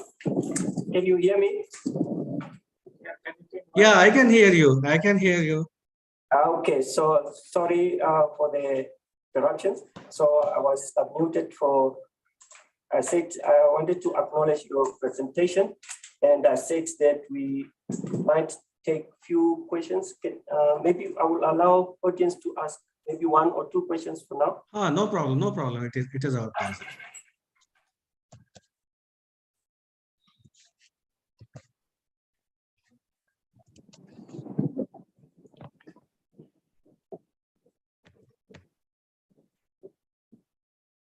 So anyone from the audience online who would like to ask any questions, you are welcome.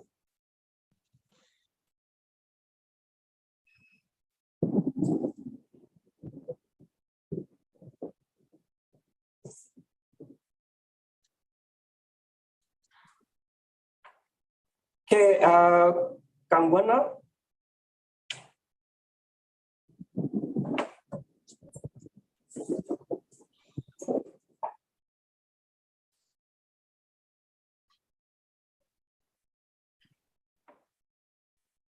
Yes, Kangwana, do you have any questions? You can unmute yourself and respond. Okay, good afternoon. Yes, good afternoon. Yes. Yeah, good afternoon. Yes, Prof, I have a question for you on, first of all, thank you very much for your presentation on fake news. It was really good. I just have a question on the tools. How do you use them to spot if this is fake news? Yeah, so actually now what you have to do, if that news has been already occurred, then you have to just put the, because there are the tools which is developed by the researchers. So you have to put the information on that, and then they are going to just going to do the Google searching, and you are able to see, because the news is also going to have the comments, right? Okay. Tools, yeah. So they are the research tools actually, which is developed by the researcher for the research purpose. For the past news. And in India, a lot of all the news channels, they are going to have daily one session on fact checking. So they are going to, at least for few news, they are going to say this is the news trending today but this news is fake news. This news is trending today. This is true news. So they are going to have the team of experts. After doing like the searching and all analyzing, they are going to do. So basically, after I use those tools, there is a report like that is generated to tell me that this is fake news. Is Prof not having like an example of something that you've like the tool that you have used just to spot if, just for me to check how is actually done or something? No, for research purpose, for research means they are having already queries.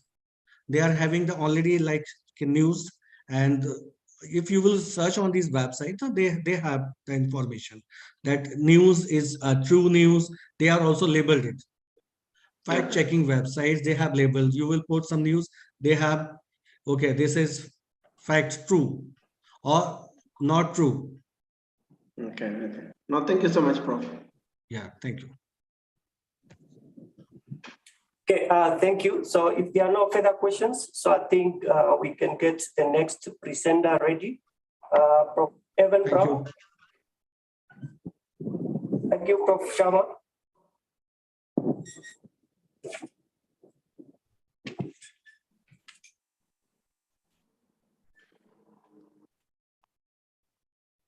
Okay, thank you very much. Can you see my screen? Yes, we can see your screen. So you can just put it in presentation mode and you can take us through.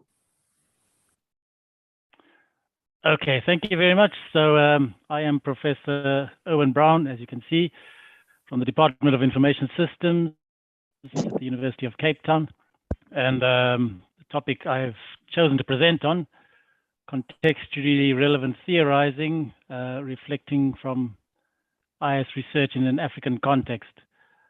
Okay, so maybe before I proceed, firstly, I thank you very much for the invitation to present.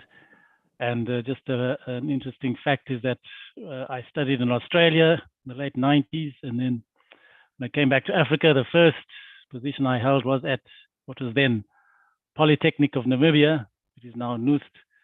And so, yeah, I actually started my academic career, so to speak, there before moving on to UCT, where I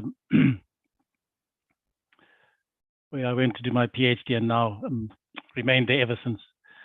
Okay, so to my presentation then. So what I'll try to go through today is very quickly just the motivation for this interest in this research. It's partly driven by my role as editor-in-chief of the African Journal of Information Systems. And we've also recently had a special issue on contextually relevant research in information systems at the European Journal of IS. And so, yeah, this is my area of interest, broadly speaking, information systems in the contextual conditions of Africa and how we theorize that. So I'll briefly motivate this interest in this topic. Broadly look at the phenomenal domain of information systems research, which is quite broad, before looking at what therefore constitutes the context in IS research.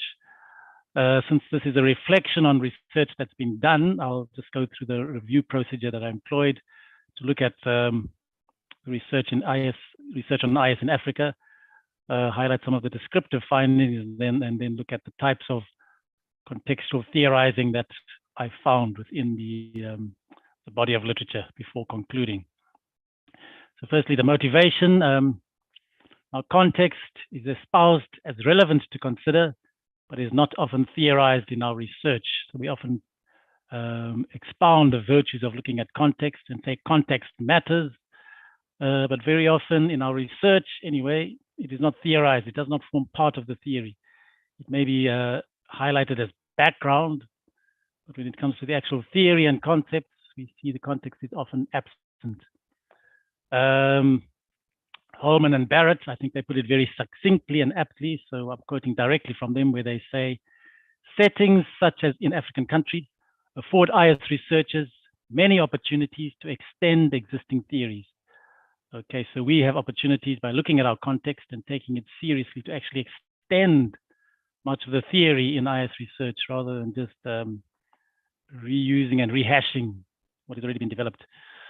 Such settings have different economic and institutional structures to the North American and European contexts from which most IS research comes. So once again, the opportunities are there for us to look at IS phenomena in our own context, and we are able to see things and observe things which are not often seen and observed in the more developed Western context.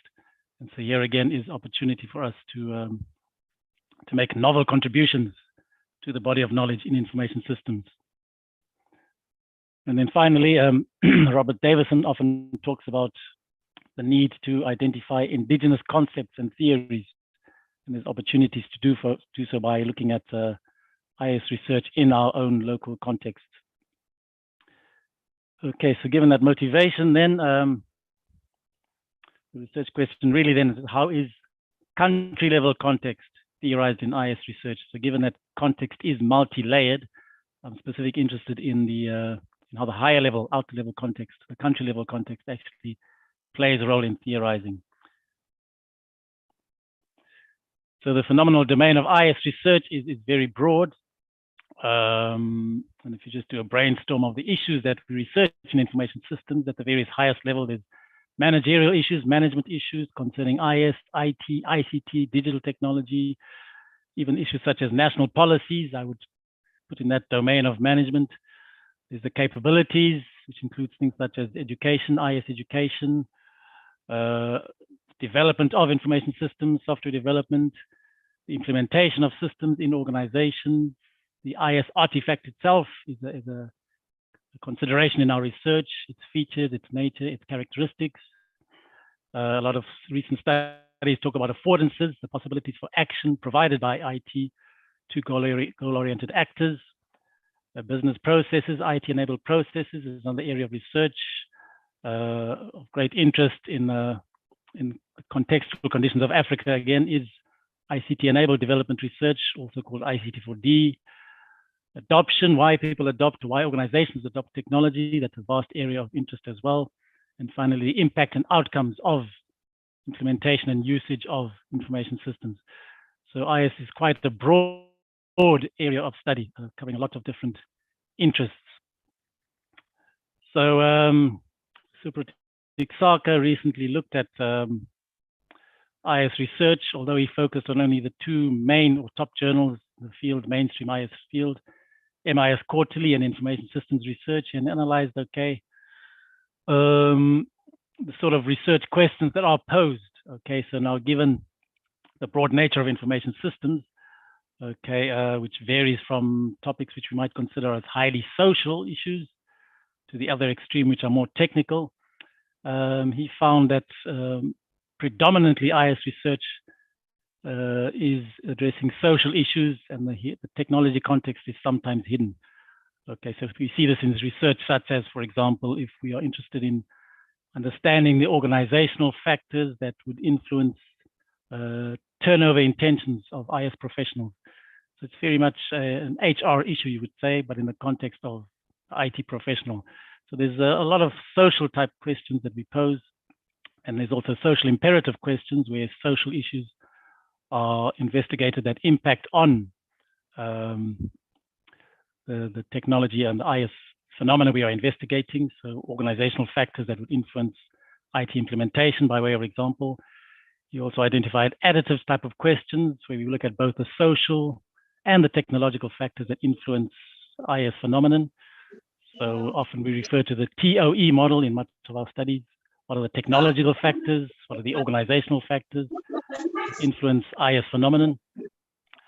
And then the type 4, which is of the most interest, which is the interplay, which is where we should conduct most of our research. This is where we're not only looking at technological and social factors, but we're also looking at the interplay between them.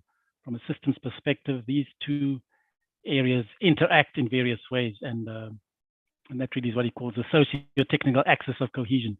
So much of our research should actually be at the interplay section. And then there's the technical imperative research, which looks at the impact of ICTs or IS on various phenomena. So a lot of ICT4D research is in this area. What is the impact of ICTs on poverty, on inequality, on empowerment, and so on. And then the last type is predominantly technical research, which to some extent also is very similar to more technical disciplines such as computer science. Although in ISOK, a lot of design science research also now is focused in that domain. So there is sort of an imbalance towards the social, whereas we ought to be really playing at the interplay, at the type 4. So this is just to put in perspective the phenomenal domain of IS and its broad reach from social issues to technical and everything in between. So when we talk about a context, what then constitutes the context for this broad area of research? Okay, so in general, context is that which environs the object of our interest, the IS phenomena I've just alluded to, the constraints and opportunities that affect the phenomenon. And then from a systems perspective, again, we don't only consider the facts that environment has an influence or as constraint and opportunity, we also consider that the environment might interact with the IS phenomenon and give rise to emergent outcomes. And this can be seen in, again, going to systems perspective, systems view of the IS artifacts, where, as we pointed out, of primary interest is the affording and constraining relationship between the social and technical phenomenon, the socio-technical phenomenon that produces and information, and how this has a boundary, again, according to systems theory. And outside of that boundary is the environmental context with which the system interacts. The boundary, of course, is very fluid and dynamic given the dynamism of the system itself and the environment. But in general, yeah, it's that which we consider as outside the boundary. So the context itself is multi-layered, and so various studies point to this fact that we can speak about, as John says, the omnibus context and the discrete context, or outer context and the inner context, the macro or the micro context. And as I've mentioned, much of IS research, when talking about context, refers to the technology organizational environment model. And so what we are specifically interested in is how this outer context, environmental context, is theorized, and specifically at the country level. So what are those country level conditions that surround the IS phenomenon, that provide constraints and opportunities, and that interact with our IS phenomenon to give emergent outcomes? So the sort of factors we would expect, or the dimensions of the environment that would play a role, would be at this high level, would be probably economic factors, institutional factors, the government policies and regulation, infrastructure, the nature of the ICT infrastructure, the connectivity, even electricity, which is a big issue for us now in South Africa, the socio-cultural context, and a lot of these studies actually look at culture specifically, but as you can see, there's a broad range of issues beyond just culture, spatial issues, rural versus urban, political and socio-political matters, and then temporal matters can be considered contextual, such as major disruptive events, as we've just been through with COVID. So although that was a global phenomenon, I think the way it impacted individual countries was very much particular to the country context. So how we theorize the phenomenon, okay, it's either, as Guru points out, we can add factors that represent the relevant contextual conditions, okay, much like the TOE model does. What are the environmental factors that that play a role in the phenomenon we're investigating? Or we can study the formation of the IS phenomenon in the specific conditions of the occurrence. So these are very much studies which we would probably describe as ethnographic, in-depth case studies, etc. And the type of theorizing, okay, can be various with this type of phenomenon. It can be deductive, as in when we add factors and test to see whether they impact the phenomenon. Inductive, where we develop theory out of the context. Abductive, retroductive, etc. So yeah, to reflect on how IS research in Africa has addressed this broader country level context, we adopted this iterative approach to doing literature reviews, involving searching and acquisition of articles in an iterative manner, then analyzing and interpreting and gathering more papers as we go along. And in the process, we ended up identifying quite a large set of articles. We looked at journals only because, I mean, the body of knowledge is vast. So we just focused on journals. We looked specifically to identify studies that actually address this context we're interested in. We assume that if the title of the article has an African country in it, it probably should, to some extent, talk about the context. So that was our search. The source was journals that are either IS journals or publish IS research. And we looked at the last decade. So to identify the IS journals, okay, Boel and Wang have created a tool, which they call the Lit Baskets tool, which they say contains most of the journals that would either be IS journals or would publish information systems research. So we looked at the basket of 51 journals firstly, and then we noticed when we're looking at African country contexts, some are not in that basket. So development journals such as IT for Development, the Electronic Journal of IS in developing countries. So we added those as well. Of course, the African Journal of IS, which specifically is interested in research on Africa, and so on and so forth. So in the end, we looked at about 100 journals, and we found about 474 papers which had in their title anyway, the name of an African country. So how did these papers then theorize the phenomenon? Well, okay, I suppose before we go there, which were the journals? Predominantly the Electronic Journal of IS in developing countries and the African Journal of IS, the development-oriented journals, and some international journals as well published this type of research. And the countries represented, predominantly South Africa, but also Nigeria, Ghana, and as we can see, also Namibia is one of the top countries in terms of where this type of research emanates from. Okay, so going to how the country level context is theorized. So of the 474 papers, a large number of these studies actually could say they do not theorize the context. So the context is just in the title, for example, the name of the country is mentioned in the title. It might also be mentioned in the data collection section that data was collected from this country or this place in this country, and not much more is said about it. Others go further, at least in terms of describing that context, although not theorizing it. So describing is just describing it as the background to which the phenomena is investigated is being conducted, and but no real theorizing in terms of what are the concepts or relationships between the context and the phenomenon. A large number also look at the context as influence. Okay, so they actually do mention the context or theorize it in the sense of there's concepts that influence the IS phenomena that are measured. And in some cases, it's not really conceptualized, it's just stated that this context has an influence. Then there's context as influence. So these are the impact type of studies where we look at how the phenomena impacts the broader level context. So there's an impact on empowerment or impact on economic performance and so on. And then there's an interesting class of studies which I've called context as constitutive.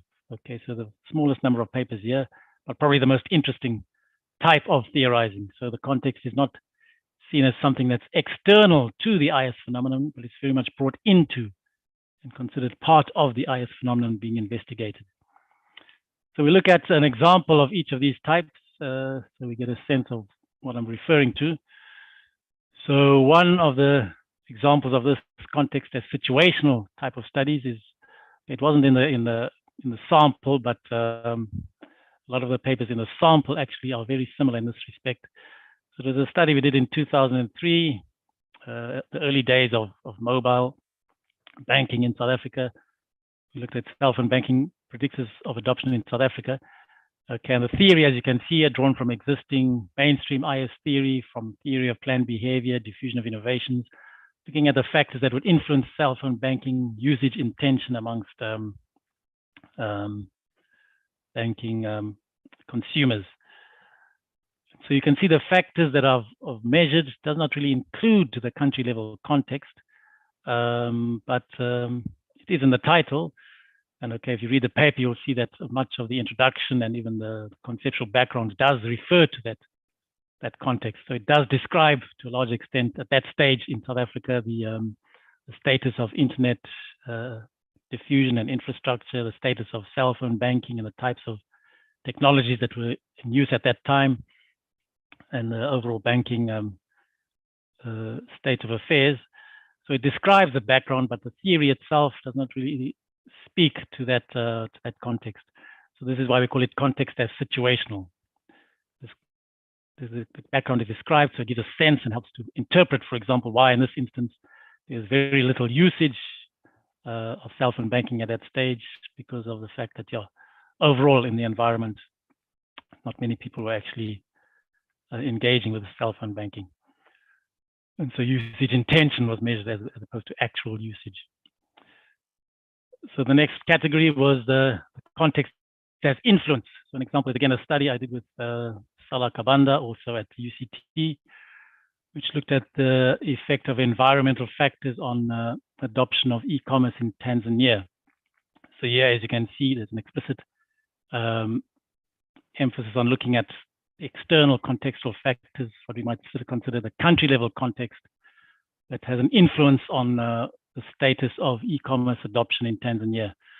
So there was factors pertaining to the institutional readiness in the country, the industry support, the level of infrastructure development, the market readiness, which refers to the consumers' readiness to engage with e-commerce, and then of course the socio-cultural conditions. So all of these could be considered the broader level, country level context, and shown as influencing the phenomena of interest, in this case, e-commerce adoption.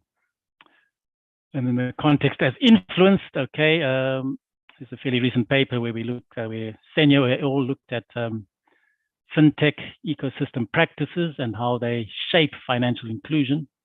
So we can see here that financial inclusion can be considered a broad level, country level context, and how these various practices actually shape and I suppose improve the level of financial inclusion. So then the final category, okay, I'll just explain it in a bit more. Context as constitutive is very well explained by Welch.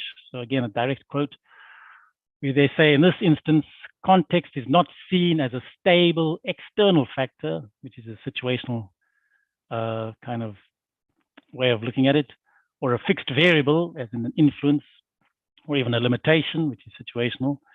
But in this type of theorizing, context is seen as dynamic, multi-layered, forming an inherent part of the explanation. So context is treated holistically, which again resonates with information systems, which embraces the notion of holism. It dissolves the distinction between phenomenon and context, so such that the context does not surround the phenomenon we study, it is constitutive of it. So this is why I refer to this type of theorizing as context as constitutive.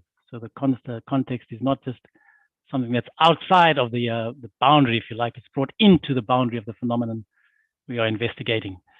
So a couple of examples of this type of research in the studies that we looked at is a study by Holman and Barrett. They looked at an initiative in Kenya, and they used this metaphor of imbrication, which is, as they explain there, it's a process by which ICTs become entangled with a particular context of use. So the context is not something that just influences the ICT phenomenon, or the ICT does not just influence the context, but there's an entanglement. There's this interactive relationship between the ICT and the context. So they studied the implementation and iterative design of an Internet of Things, a mobile-based IoT technology, which collected real-time and data and alerts for health workers in the cold storage of vaccines in Kenya. And so this was the technology of interest that they were looking at. And they found that the technologies imbricate not only with a social context, but also with a local material infrastructure. So in other words, they're highlighting the fact that this imbrication occurred not just between the technology and the local social context of the nurses and the health hospital environment they were working or clinic environment they were working in, but also the local material infrastructure, you know, the wider, if you like, country level context. So in this instance, when they refer to local material infrastructure, an example is that, so this technology was designed and tested in a lab in California. And when they sort of implemented it in Kenya, they were getting some spurious results where there was false alerts as to the temperature in the storage location of the vaccine sites. And so they traced the reasons for this thing to some electrical and noise interference that was occurring, that was causing the IoT to give incorrect readings. So this condition was not present in the lab in California where the technology was developed, but in this local context, the electrical infrastructure in that specific area caused this error. So they had to sort of redesign the technology to cancel out that noise, electrical noise that was interfering. Okay, so it was only this local inner context, but also the outer context, which was playing a role in shaping the ICT design. And finally, another example, given that several spoken to entrepreneurship, a study from South Africa, which looked at digital entrepreneurship and the concept of Ubuntu. So as they highlight here, the Ubuntu values, such as humility, reciprocity, and benevolence, are in contrast to some of the market values, you could say, behind entrepreneurship, such as competition and innovation. And the agency of much of the market-driven approach is individual entrepreneurs, whereas Ubuntu has a focus on the community. So they looked at this phenomenon of entrepreneurship and Ubuntu, and sort of, instead of treating the Ubuntu as maybe an external outer context that influences entrepreneurship, as you can see here, they treated it as something that is constitutive of the phenomenon. So they came up with this notion of digital Ubuntu. So it's not just an influence on entrepreneurship, it's actually very much ingrained in this phenomena, which they call in digital Ubuntu, which they define as expressions of Ubuntu values through the emerging capabilities of digital technologies. So they're finding that there's actually this fit that can occur between these values of Ubuntu and digital technology in terms of the ability to share, the ability to collaborate, and so on. And so that has implications for entrepreneurship. Okay, so this context as constitutive, I think, is a very interesting and novel way of looking at how we theorize context, and offers, I suppose, scope for much more interesting research, as you can see by just two of these examples. So in conclusion, we can say that when we're doing our research, context needs to be considered explicitly and thoughtfully as the research is designed and our theories are formulated. We should try to move away from situational treatments of context to constitutive. Okay, so situational is good in some instances where we're not really theorizing the context, in which case we still describe the context, but to get to rich contextualization, this constitutive approach is very useful. And in doing so, of course, we need to employ theories and methodologies that allow for such theorizing. So most of these studies that do this context as constitutive type of theorizing use in-depth ethnographic research and interpretive and critical realist type research. And this again offers opportunities also for us to identify indigenous concepts and theories which help explain IS phenomenon in our local condition. Okay, thank you very much. Okay, thank you, Prof. Brown. So very interesting research work that you did, and also we acknowledge your expertise in information systems that you have shared today with us. So specifically on the information systems research aspect, so specifically for emphasizing the context also in which these studies can be conducted, that they are also critical. Now, may I ask maybe to take one or two questions quickly?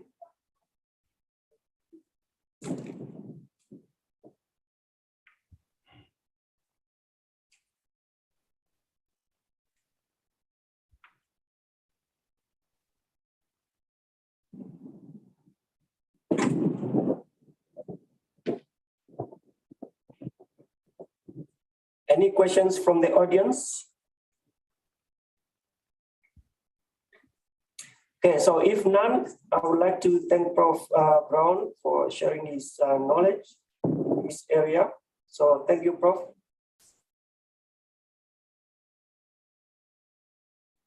Sorry, thank you very much. Okay, you're welcome. So I know that we have been working on many collaborations with NAS and UCT. So, and we look forward to have, to collaborate on other projects that are also coming up. Thank you. So then maybe a quick announcement to the audience. So we are going to break for 30 minutes and thereafter we will continue again, I think from 2 o'clock, and we'll be continuing with the presentation. So the different presenters so should also get ready so that we don't waste time when we come back from the lunch break. Thank you.